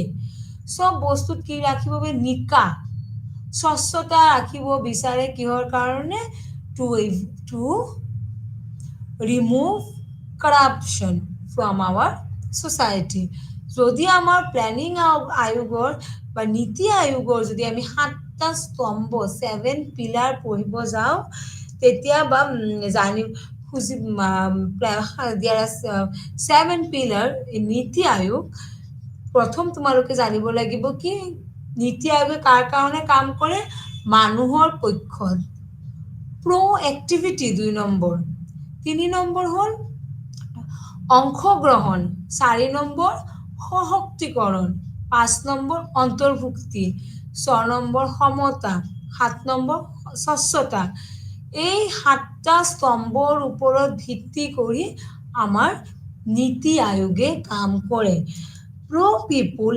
it fulfill the aspiration of society as well as individual aspiration of the society. আমাৰ সমাজৰ সকলো মানুহৰ পক্ষত কাম কৰা মানে কি, মানুহৰ বহুত বিভিন্ন ধৰণৰ দাবী থাকে, মানুহৰ বিভিন্ন ধৰণৰ সমস্যা থাকে। We are living in a democratic country. আমি সকলোৱে ক'ত বাস কৰোঁ? এখন গণতান্ত্ৰিক ৰাষ্ট্ৰত। গণতান্ত্ৰিক ৰাষ্ট্ৰত নাগৰিকৰ সুবিধা অসুবিধা সেইসমূহ চোৱা চিতাৰ দায়িত্বই হ'ল চৰকাৰৰ, আৰু মানুহৰ সুবিধা অসুবিধা দূৰ কৰিব চেষ্টা কোনে কৰে? আমাৰ চৰকাৰে, আৰু মানুহৰ পক্ষত কাম কৰিব। চৰকাৰ নিজৰ পক্ষত কাম নকৰে। Government never do anything for their own purpose. They are doing for society. Every government, they are trying to solve all the problem which are in our society. আমাৰ সমাজত কি অসুবিধা হৈছে, আমাৰ সমাজত কি মানুহে সুবিধা পাইছে, সেইখিনি দূৰ কৰাৰ কাৰণে, for example education, now right to education, আমাৰ শিক্ষাৰ অধিকাৰ it is our fundamental rights, আমাৰ মৌলিক অধিকাৰৰ ৰূপায়িত হৈছে। কিন্তু বহুত বছৰ আগলৈ শিক্ষা বেচিক যিটো এতিয়া মৌলিক অধিকাৰ বুলি আমাক স্বীকৃতি দিছে, সেই শিক্ষাই কি হৈছিল, মানুহে স্কুলত যোৱা, going to school became very challenging. It's became very challenging and they drop out from school বাদ দিছিল।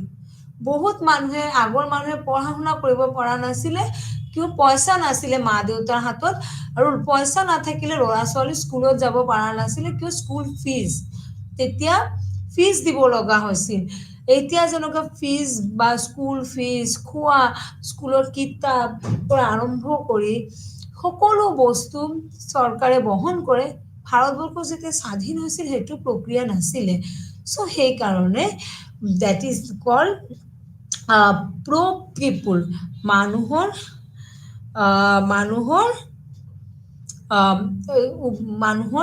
হৈ কাম কৰা। And number 2, proactivity.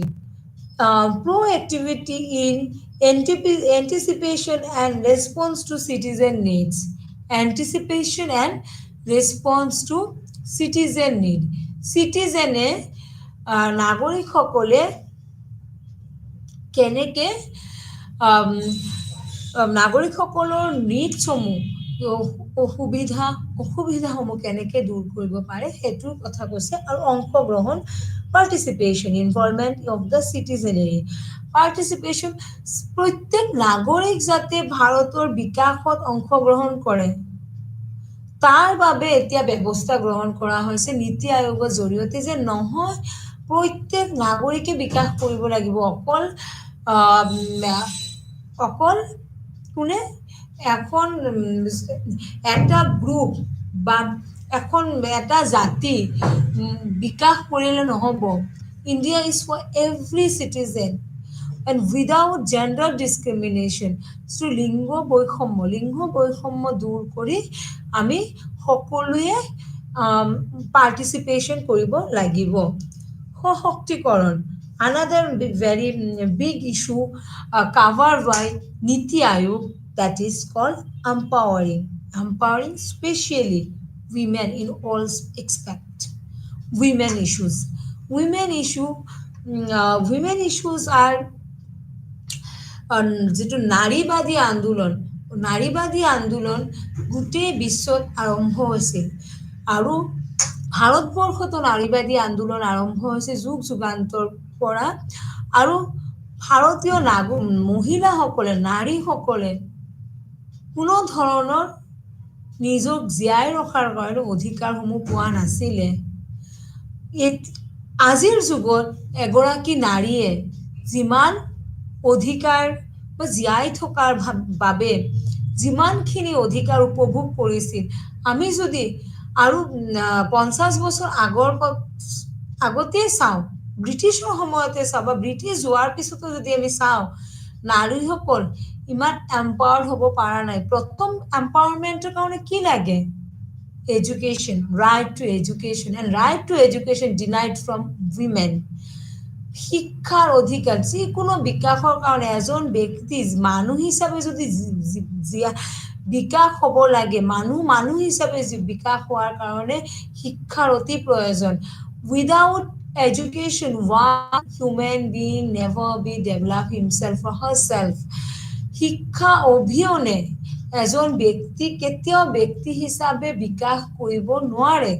আৰু যিখিনি বিকাশ আৰু নাৰীসকলে যদি শিক্ষাই পোৱা নাছিলে কেনেকৈ বিকাশ কৰিব। আৰু নীতি আয়োগৰ জৰিয়তে বিভিন্ন ধৰণৰ আঁচনি ভাৰত চৰকাৰে গ্ৰহণ কৰিছে, যি আঁচনিৰ জৰিয়তে আমাৰ নাৰীসকল শিক্ষা পাব, নাৰীসকল স্কিল ডেভেলপমেণ্টত সুযোগ পাব, নাৰীসকল বিভিন্ন ক্ষেত্ৰত যে আমাৰ অংশীদাৰ হোৱাৰ কাৰণে নিজক কি কৰিব পাৰিব, নিজক নিজক থিয় কৰাব পাৰিব, কোৱালিফাইড কৰাৰ কাৰণে আমাৰ নীতি আয়োগে কাম কৰি আছে। অন্তৰ্ভুক্তি আৰু এটা কৈছে inclusiveness is inclusion of all people irrespective of caste, creed and gender. তোমালোকে সকলোৱে জানা মহিলাৰ নিচিনা মহিলাসকলক যেনেকুৱা আমাৰ পুৰুষতান্ত্ৰিক সমাজ ব্যৱস্থাৰ বাবে পিছত ৰখা হয়, ঠিক এনেদৰে নাৰীসকলক কি কৰা হয়, আমাৰ যিবিলাক বিভিন্ন জাত ধৰ্ম বা কি বুলি কয় জেণ্ডাৰ বা বিভিন্ন ধৰণৰ যিবিলাক আমাৰ সমাজৰ ইভিলছ বেয়া বস্তু ক'ব বিচাৰোঁ, সেইসমূহৰ কাৰণে কিছু সংখ্যক মানুহক কি কৰা হয়, এক্সক্লুচিভ কৰি দিয়া হয়, বাদ দি দিয়া হয়। তেওঁলোকক কি কৰা নহয়, তেওঁলোকক ইনক্লুচিভ, তেওঁলোকক অন্তৰ্ভুক্তি বা তেওঁলোকক বিকাশত অন্তৰ্ভুক্ত কৰা নহয়। এচাম মানুহৰে বিকাশ হয়, এটা ছ'চাইটিৰে বিকাশ হয়, এটা সমাজৰে বিকাশ হ'ব, এটা এৰিয়াৰে বিকাশ হ'ব, বাকী কাৰো বিকাশ নহ'ব। এনেকুৱা আমাৰ সমাজ ব্যৱস্থাত আছে, যাৰ বাবে প্লেনিং কমিশ্যনে বা নীতি আয়োগে এতিয়া বিচাৰিছে নহয়, we will develop entire India, Kashmir to Kanyakumari. আমি সকলো ৰাষ্ট্ৰক সকলো ৰাজ্যক, সকলো মানুহক, সকলো জাতি ধৰ্ম ভাষা বৰ্ণ নিৰ্বিশেষে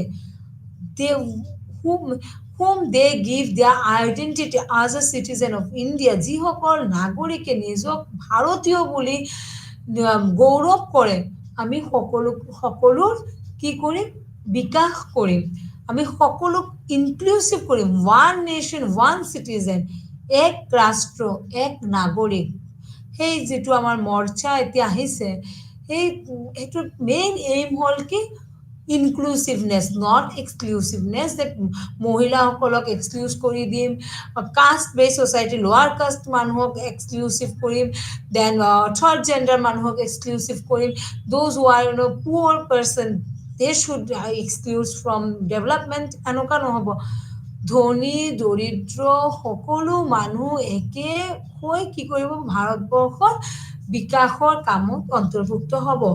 Number 6, that is very much important, that is equality, providing equal opportunity to all, especially for youth.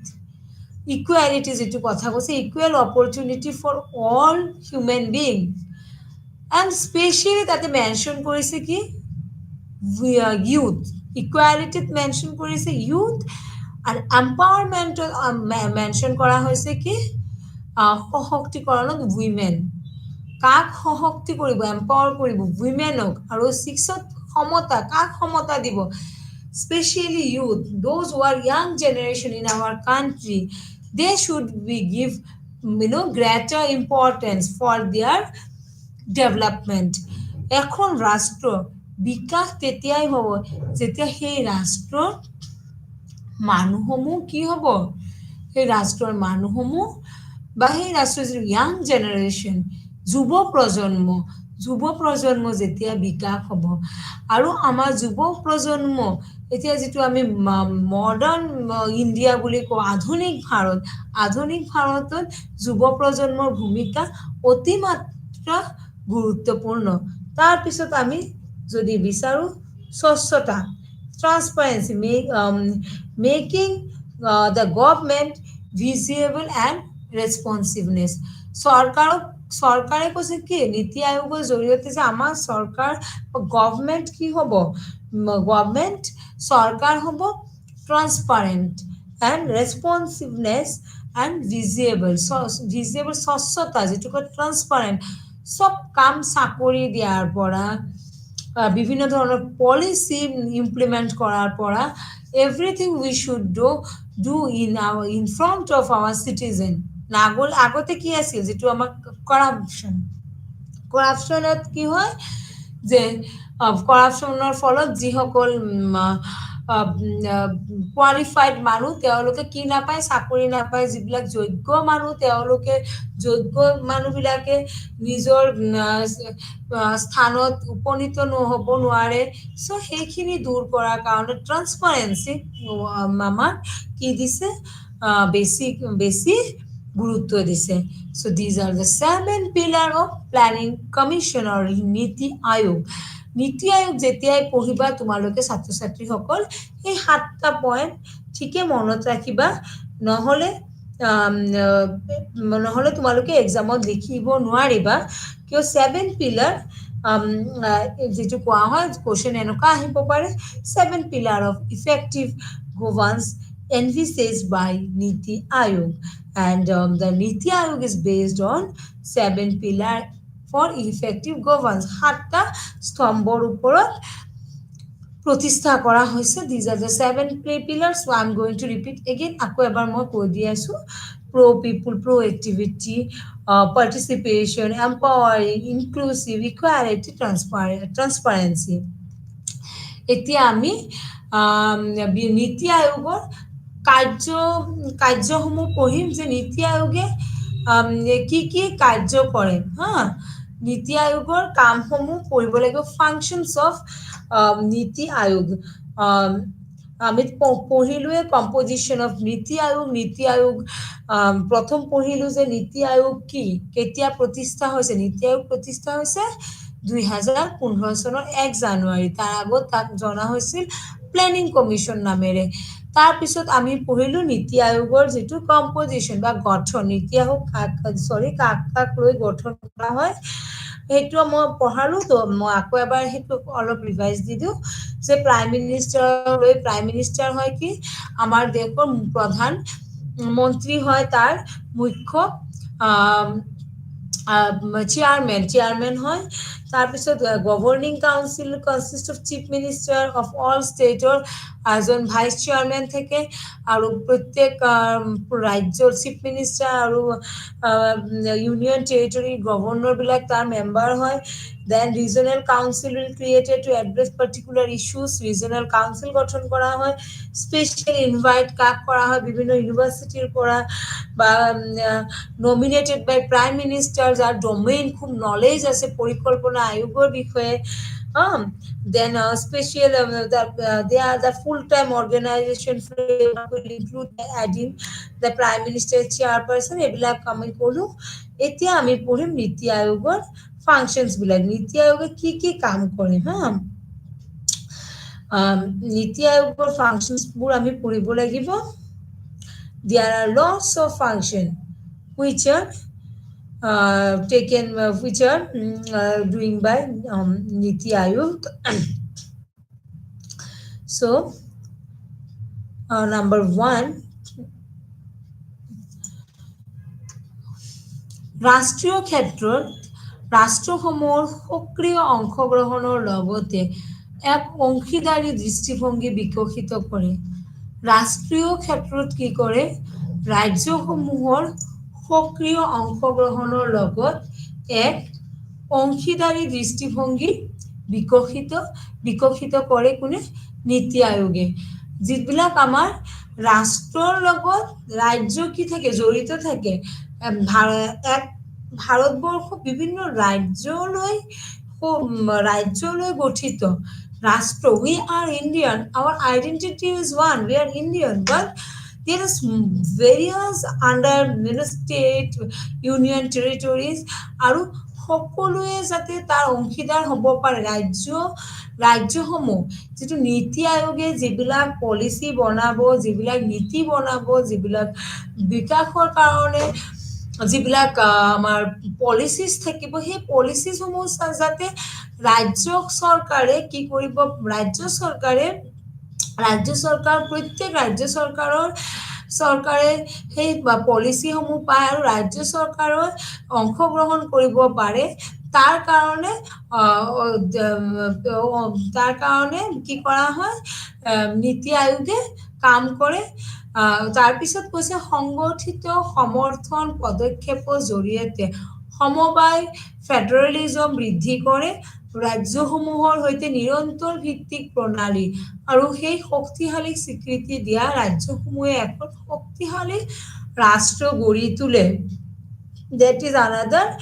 That is called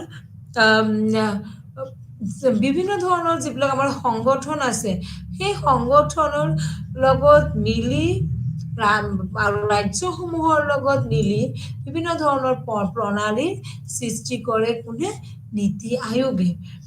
গাঁও পৰ্যায়ত বিশ্বাসযোগ্য পৰিকল্পনা প্ৰস্তুত কৰাৰ বাবে প্ৰণালী বিকশিত কৰে আৰু এইবোৰ ক্ৰমান্বয়ে চৰকাৰ উচ্চ স্তৰত একত্ৰিত কৰে। গাঁও পৰ্যায়ত মানে পঞ্চায়ত লেভেল।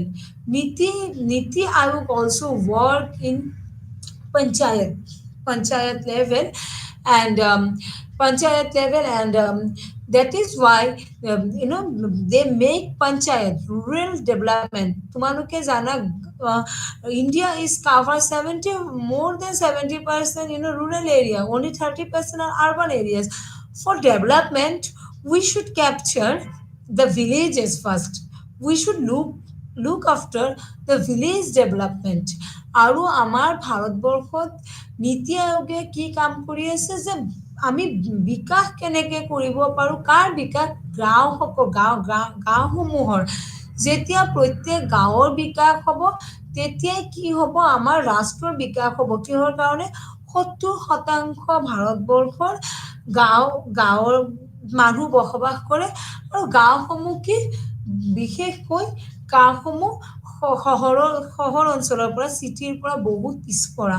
So নীতি আয়োগৰ another ambition is to develop the village development, panchayat rural developmentৰ জৰিয়তে বিকাশ কৰে আৰু সেইটো নীতি আয়োগে বিশেষ অৱদান প্ৰদান কৰে। নিশ্চিত কৰে যে ৰাষ্ট্ৰীয় সুৰক্ষা স্বাৰ্থ অৰ্থনৈতিক ক্ষেত্ৰত অন্তৰ্ভুক্ত কৰা হয়। নিশ্চিত কৰে কি ৰাষ্ট্ৰীয় সুৰক্ষাৰ স্বাৰ্থ,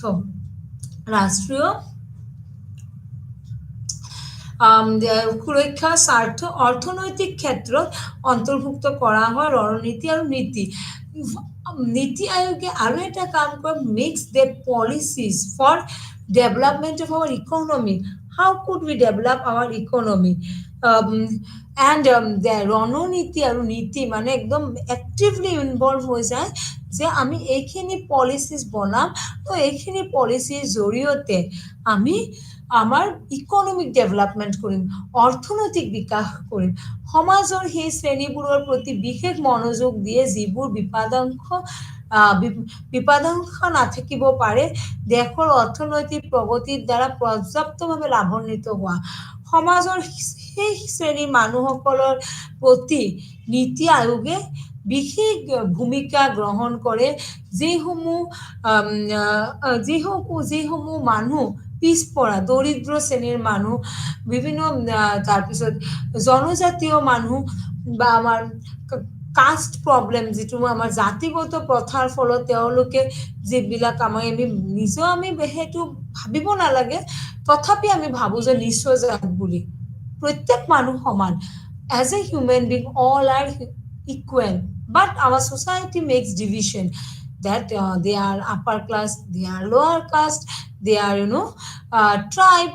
So সেইখিনি দূৰ কৰি আমি কি কৰিব লাগিব, ভিজন বনাব লাগিব ডেভেলপমেণ্ট ইণ্ডিয়া। দীৰ্ঘম্যাদী নীতি আৰু কাৰ্যসূচী ডিজাইন কৰে আৰু সেইবোৰ সমানে নিৰীক্ষণ কৰে। লং পলিচি যিটো দেয়াৰ আৰ ইন প্লেনিঙত কি থাকে, আমাৰ 2 পাৰপাছ থাকে। one is short term policy, another was long term policy. Short term policy হল মানে এই ছমাহতে এইটো মানে প্ৰজেক্টটো ল'ম, ছমাহত শেষ কৰিম, এক মাহত শেষ কৰিম, 1 weekত শেষ কৰিম, 2 yearsত শেষ কৰিম। But those who are long term policy সেইবিলাক কি 10 বছৰ, 15 বছৰ, 20 বছৰ, 5 বছৰ থাকিব। But we should solve the social problem, যেটো আমি সাপোজ এতিয়া আমাৰ problem regarding education in primary level, এতিয়া আমি যদি আমাৰ এডুকেশ্যন যদি একদম নিম্ন ক্ষেত্ৰত দেখা যায় যে খুব আমাৰ বিকাশ হোৱা নাই, তেতিয়া আমাৰ এটা মিছন ৰাখিব লাগিব যে 10 ইয়াৰ্ছৰ মাজত, within 10 years we should solve দিছ প্ৰব্লেম। 10 বছৰৰ মাজত আমি এইবিলাক প্ৰব্লেম সলভ কৰিব লাগিব। আৰু সেইকাৰণে কি হয়, সেইটো হ'ল লং টাৰ্ম প্ৰচেছ। আৰু দীৰ্ঘম্যাদী নীতি আয়োগে বনায়, তাৰ লগে লগে কিছুমান শৰ্ট টাৰ্ম প্ৰচেছ বনায়, আৰু তাৰ জৰিয়তে কি কৰে, বিকাশ কৰিব বিচাৰে, মানুহৰ বিকাশ কৰিব। শৈক্ষিক আৰু নীতি গৱেষণাৰ মাজত অংশীদাৰিত্ব উৎসাহিত কৰে প্ৰতিষ্ঠানসমূহ।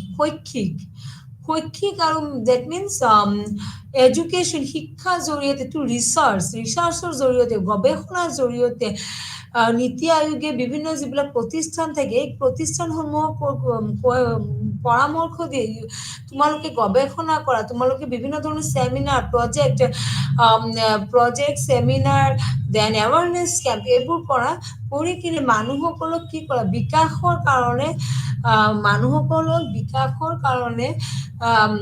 কি কৰিব লাগে, বিকাশৰ বাবে মানুহসকলক শিক্ষা দিয়া বা উৎসাহিত কৰা, এক জ্ঞান, উদ্ভাৱন, উদ্যমী সমৰ্থন প্ৰণালী সৃষ্টি কৰে, ৰাষ্ট্ৰীয় আৰু আন্তঃৰাষ্ট্ৰীয় বিশেষজ্ঞ অনুশীলনকাৰীসকলক এক সহযোগিতামূলক সম্প্ৰদায় আৰু অন্যান্য অংশীদাৰ হিচাপে কাম কৰা কৰে। নীতি আয়োগে কাম কৰে জ্ঞান, মানুহৰ নলেজ কেনেকে বঢ়াব পাৰে, উদ্যোগীসকলক কেনেকে ইণ্ডাষ্ট্ৰী ডেভেলপ কৰিব পাৰে, বিকাশ কৰিব পাৰে, ৰাষ্ট্ৰীয় আন্তঃৰাষ্ট্ৰীয় ক্ষেত্ৰত কেনেকে মানুহক বিকাশ কৰিব পাৰে, যে দে compete national and international competition regarding various expect আমাৰ নাগৰিকসকলে কেনেকে ৰাষ্ট্ৰীয় ক্ষেত্ৰত, আন্তঃৰাষ্ট্ৰীয় ক্ষেত্ৰত নিজকে প্ৰতিষ্ঠা কৰিব পাৰে, বিভিন্ন অনুশীলন দিয়ে, তেওঁলোকক ট্ৰেইনিং দিয়ে, এক্সপাৰ্টসকলে কি কৰে, তেওঁলোকক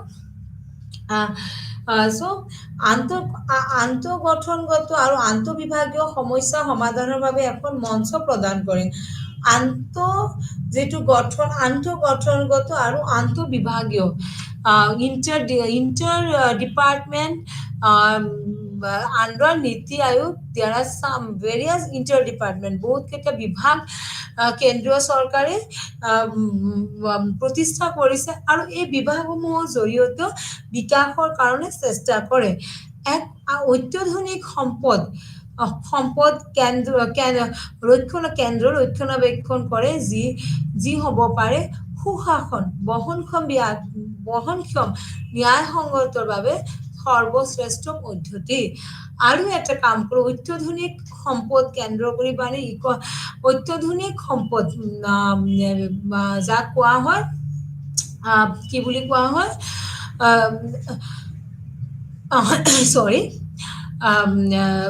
property, বহনক্ষম বিকাশ, sustainable development, good governance, then equality in prospect of judiciary, সব ক্ষেত্ৰত যাতে কাম কৰিব পাৰে, তাৰ কাৰণে কাম কৰে। আৰু প্ৰয়োজনীয় সম্পদ চিনাক্তকৰণ, যাতে ইয়াৰ পৰিসৰ শক্তিশালী হয়, কাৰ্যসূচীবোৰৰ বিতৰণ আৰু সফলতাৰ সম্ভাৱনা আৰু নিৰীক্ষণৰ বাবে উদ্দেশ্যবোৰ মূল্যায়ন কৰা। প্ৰয়োজনীয় সম্পদসমূহ কি কৰা হয়, সম্পদসমূহ চিনাক্ত কৰাৰ কাৰণে নীতি আয়োগে কাম কৰে, আৰু যাৰ পৰিসৰ কি কৰিব পাৰে, বৃদ্ধি কৰিব পাৰে আৰু নিৰীক্ষণ কৰিব পাৰে। প্ৰযুক্তি হ'ব আমি কি কৰিব পাৰি, আপগ্ৰেডেশ্যনৰ ওপৰত development of science and technology. তোমালোকে এতিয়া সকলোৱে জানা, তোমালোকে ফৰ্ম ফিল আপৰ পৰা আৰম্ভ কৰি বিভিন্ন পৰ্যায়ত যদি এক্সাম দিয়া, তাৰ ফৰ্ম ফিল আপ যি কাম কৰা, পঢ়া, এতিয়া মই তোমালোকক পঢ়াই আছো বাই অনলাইন। চ' চবতে কি দৰকাৰ? Development of science and technology, বিজ্ঞান আৰু প্ৰযুক্তিবিদ্যা। যি ৰাষ্ট্ৰ ডেভেলপ হ'ব, এটা ভিত্তিত ডেভেলপ হয়, এটা ভিত্তিত যদি আমি ডেভেলপমেণ্ট কৰিব বিচাৰোঁ, যে যদি সেই ৰাষ্ট্ৰ চায়েন্স এণ্ড টেকনলজি ডেভেলপ হৈছে, সকলোখিনি ডেভেলপমেণ্ট হৈ যায়। হা, সেইকাৰণে নীতি আয়োগ প্ৰযুক্তিবিদ্যাৰ বিকাশৰ কাৰণে কাম কৰে। প্ৰযুক্তিবিদ্যাই কেনেকে মানুহক কি কৰিব পাৰে, বিকাশ কৰিব পাৰে, তাৰ কাৰণে কাম কৰে। কাৰ্যসূচীৰ কাৰ্যকৰী ৰূপায়ণৰ বাবে ক্ষমতা আৰু নিৰ্মাণ আৰু পদক্ষেপ কেনেকে ইমপ্লিমেণ্ট কৰিব পাৰে। পলিচিটো চবে বনাই ল'ব পাৰে। Policy making is very much tough work, বহুত এটা কঠিন কাম। হা, তাতকে কঠিন কাম হ'ল that is the implementation of policies. পলিচিটো বনাই লোৱা হয়, কিন্তু তাক কেনেকে আমি কাৰ্যকৰী কৰিম, তাক কেনেকে আমি নিৰ্মাণ কৰিম, আৰু পলিচিসমূহক কেনেকে আমি বাস্তৱত ইন ৰিয়েলিটি উই ইমপ্লিমেণ্ট, আমি সমাজত বাস্তৱত কেনেকে সেইখিনি আমি ইমপ্লিমেণ্ট কৰিব পাৰোঁ, তাৰ বাবে আমাৰ কি কৰিব লাগিব? কাম কৰিব লাগিব। Implementation, policy making and implementation, there are huge difference. বহুত পলিচিবিলাক বনোৱা হয়, হা, কিন্তু in practical level they should not be implemented.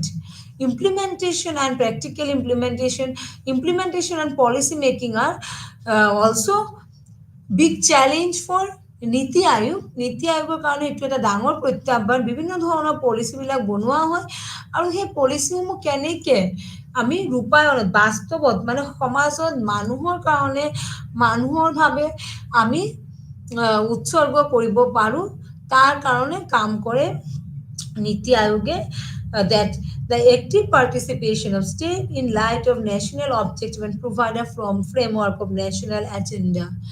National participation and national ৰাষ্ট্ৰৰ উন্নতিৰ কাৰণে, ৰাষ্ট্ৰৰ বিকাশৰ কাৰণে নীতি আয়োগে কাম কৰে। তাৰপিছত কৈছে to promote cooperative federalism through well order support. Cooperative federalism, তোমালোকে জানা ভাৰতবৰ্ষ এটা ফেডাৰেল কাণ্ট্ৰি, যুক্তৰাষ্ট্ৰীয় শাসন ব্যৱস্থা চলে। Quasi federal system, that is called quasi federal system. Quasi federal systemত কি হয়? কোৱাশি ফেডাৰেল চিষ্টেমত কিছুমান ক্ষমতা কেন্দ্ৰীয় চৰকাৰৰ হাতত থাকে, আকৌ কিছুমান ক্ষমতা আমাৰ কাৰ হাতত থাকে? কিছুমান ক্ষমতা আমাৰ ৰাজ্য চৰকাৰৰ হাতত থাকে। আৰু ৰাজ্য চৰকাৰ আৰু কেন্দ্ৰীয় চৰকাৰৰ মাজত এটা আণ্ডাৰষ্টেণ্ডিং, মিলা প্ৰীতি থাকিব লাগিব বিকাশৰ কাৰণে।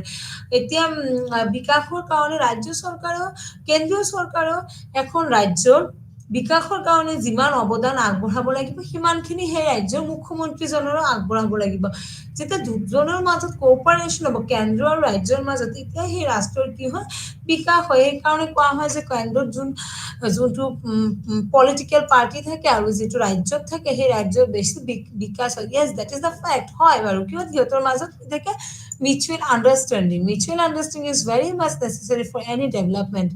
পাৰস্পৰিক যিটো আমাৰ বুজাবুজি, সেইটো বহুত বেছি দৰকাৰ হয় প্ৰত্যেক সমাজৰ, প্ৰত্যেক বিকাশৰ, প্ৰত্যেক পলিচি। কিহৰ কাৰণে? বিকজ দুটা কেন্দ্ৰ আৰু ৰাজ্যৰ মাজত যদি প্ৰব্লেম হয়, কেন্দ্ৰীয় চৰকাৰে এটা কথা ক'লে, ৰাজ্য চৰকাৰে এটা কথা ক'লে, লগে লগে কি হ'ব?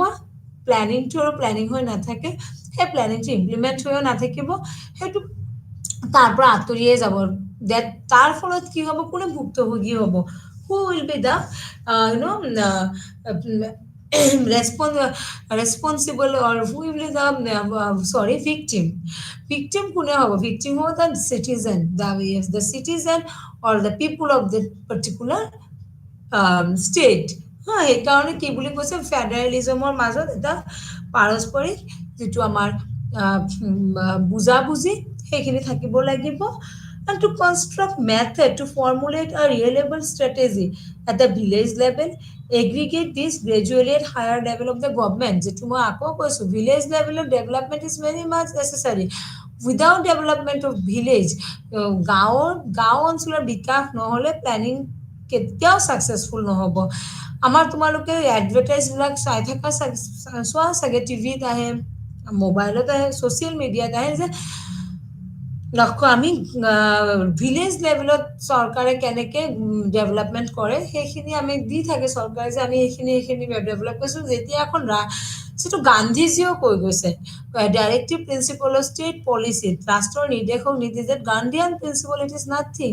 তাতে খালি অকল কোৱা হৈছে যে should be develop, India will develop when it should develop their grassroots level, their village level, village areas. গাঁওসকল যেতিয়া বিকাশ হ'ব তেতিয়াই আমাৰ কি হ'ব, দেশৰ বিকাশ হ'ব। হয়, that is the fact, that is very much practical. হা, না এতিয়া আমাৰ আগৰ পৰা যদি আমি অসমৰ ক্ষেত্ৰতে চাওঁ, কিমান গাঁওসমূহ বিকাশ হৈছে, গৈয়ে ভাল লাগে, চাইয়ে ভাল লাগে যে এইখিনি বিকাশ হৈছে। কমিউনিকেশ্যন, ৰাস্তা, that is another important for development. যে ৰাস্তাবিলাক ইমান ধুনীয়াকে বনোৱা হৈছে য'ত মানে কমিউনিকেট কৰিব, মানুহ যাব পাৰে বিজনেছৰ কাৰণে। এতিয়া আমাৰ যিবিলাক কাল্টিভেশ্যন হয়, যদি তাতে ৰাস্তা ভাল থাকে লগে লগে কাল্টিভেশ্যন বিলাক কি হয়, কাল্টিভেশ্যন বিলাক আমাৰ অতি উচ্চ দামত বিদেশত বিক্ৰী হয়, চহৰৰ মানুহেও কিনে, বিভিন্ন ধৰণৰ ইণ্ডাষ্ট্ৰীবিলাকত কিনে, ইণ্ডাষ্ট্ৰীবিলাক ভাৰতবৰ্ষত আহিব, ইণ্ডাষ্ট্ৰীবিলাক আহি তাতে তেওঁলোকে কাম কৰিব। So that is another important development that is doing by planning commission or Niti Aayog, that is village development. Okay. Then an economic policy that incorporate national security interest. Economic policy যিটো তোমালোকে জানা চাগে ভাৰতবৰ্ষে Indian ডিফেন্সত বহুত পইচা খৰচ কৰিব লাগে, because country security. আৰু প্ল্যানিং কমিশনত এইখিনি থাকে that country security is very much very much importance for every nations, that country security. That is why Indian defense service যেটো আমাৰ সুৰক্ষাৰ ক্ষেত্ৰত তাতে বহুত পইচা তাতে ইনভেস্ট কৰা হয়, because the security is very much important for any national development. So তাৰপিছত নেশ্যনেল আয়োগে নীতি আয়োগে এটা আৰু কাম কৰে যেনেকুৱা to pay special consideration to the section of society that may be risks of not profiting satisfactorily from economic progress. কিছুমান মানুহ যিবিলাক মানুহ অৰ্থনৈতিক বিকাশৰ পৰা দূৰত থাকে, অৰ্থনৈতিক বিকাশ তেওঁলোকৰ হোৱা নাই, সেই মানুহসকলৰ কাৰণে especially those who are underdeveloped people of India, তেওঁলোকৰ বিকাশৰ কাৰণে নীতি আয়োগ বিশেষভাৱে কাম কৰে। To grant advice and encourage partnership between important stakeholder, national, international, stakeholder as or research institution. যিবিলাক আমাৰ ৰিসার্চ ইনষ্টিটিউশন আছে তেওঁলোকক নীতি আয়োগে এনকাৰেজ কৰে যে তোমালোকে ৰিসার্চ কৰা, বিভিন্ন ক্ষেত্ৰত সেইসমূহৰ ক্ষেত্ৰত তোমালোকে ৰিসার্চ কৰি ওলোৱা যে কি প্ৰবলেম আছে, কি হিন্ডাৰেন্স, বাধাবিলাক আহে ভাৰতবৰ্ষ বিকাশ হোৱাৰ বাবে, ভাৰতবৰ্ষৰ বিকাশ কিয় হোৱা নাই সেইখিনি ৰিসার্চ কৰা, সেই পলিচিসমূহ ৰিসার্চ কৰা, যি পলিচিসমূহ ইমপ্লিমেন্ট হৈছে কিন্তু ইমপ্লিমেন্ট হোৱাৰ পিছতো কিয় বিকাশ হোৱা নাই। So to effectively screen and assess implementation program initiative, including the identification of needed research to strength and likelihood success. So these are some of the then very vertical of Niti Aayog has the following vertical under Niti Aayogor underot ami ki pohe je Niti Aayoge ki underot ki কাম করে, administration and support unit থাকে Niti Aayogor, agriculture and allied sector থাকে, কৃষি ক্ষেত্ৰৰ কৃষি ক্ষেত্ৰ পৰে নীতি আয়োগৰ আণ্ডাৰত এছপাৰেশ্যন ডিষ্ট্ৰিক্ট প্ৰগ্ৰাম চেল যিবিলাক আমাৰ ডিষ্ট্ৰিক্ট লেভেলৰ প্ৰগ্ৰামবিলাক থাকে সেইসমূহ থাকে নীতি আয়োগৰ communication and social media cells যোগাযোগ ক্ষেত্ৰত মানুহৰ লগত যোগাযোগ কৰাৰ সিহঁতৰ চেল থাকে then data management analysis and frontier technology থাকে ডাটাবিলাক যে কিমান ডাটা কিমান মানুহক উপযুক্ত মানে পলিচিবিলাক ইমপ্লিমেণ্ট হৈছে এইবিলাক ডাটা ৰেকৰ্ড ৰাখিব লাগে সেই ডাটা মেনেজমেণ্ট এটা ডিপাৰ্টমেণ্ট থাকে এণ্ড ইকনমিক এণ্ড ফাইনেন্স চেল থাকে অৰ্থনৈতিক আৰু অৰ্থনৈতিক যিটো চেল থাকে বিভাগ থাকে এডুকেশ্যন নীতি আয়োগৰ দ্বাৰা শিক্ষা দিয়া হয় বিভিন্ন ধৰণৰ সজাগতামূলক শিক্ষা seminar national seminar international seminar magazine awareness camp এইবিলাক নীতি আয়োগৰ জৰিয়তে কৰা হয় দেন গভৰ্নেন্স এণ্ড ৰিচাৰ্চ নীতি আয়োগৰ জৰিয়তে বিভিন্ন ধৰণৰ ৰিচাৰ্চ কৰা হয় ইণ্ডিয়ান কাউন্সিল অফ ছ'চিয়েল ছায়েন্সৰ আণ্ডাৰত নীতি আয়োগৰ আণ্ডাৰত বিভিন্ন ধৰণৰ গৱেষণামূলক কাম কৰা হয় দেন ইণ্ডাষ্ট্ৰীবিলাকৰ কেনেকৈ বিকাশ হয় ইণ্ডাষ্ট্ৰীবিলাকৰ ওপৰত বিভিন্ন ধৰণৰ পৰ্যবেক্ষণ কৰা হয় দেন স্মল মিডিয়াম এণ্টাৰপ্ৰাইজ সৰু ডাঙৰ যিবিলাক এণ্টাৰপ্ৰাইজ আছে ব্যৱসায়িক কেন্দ্ৰ আছে সেইবিলাকক নীতি আয়োগে চায় নীতি আয়োগৰ আণ্ডাৰত থাকে then national resource and environment inland development আমাৰ নেচাৰেল ৰিচোৰ্চ আমাৰ যিবিলাক প্ৰাকৃতিক সম্পদ আছে তাৰপিছত আমাৰ এনভাইৰনমেণ্ট আছে আমাৰ বনাঞ্চল আছে বা ইনলেণ্ড ডেভেলপমেণ্ট যিবিলাক আমাৰ পানীৰ লগত জড়িত বিকাশ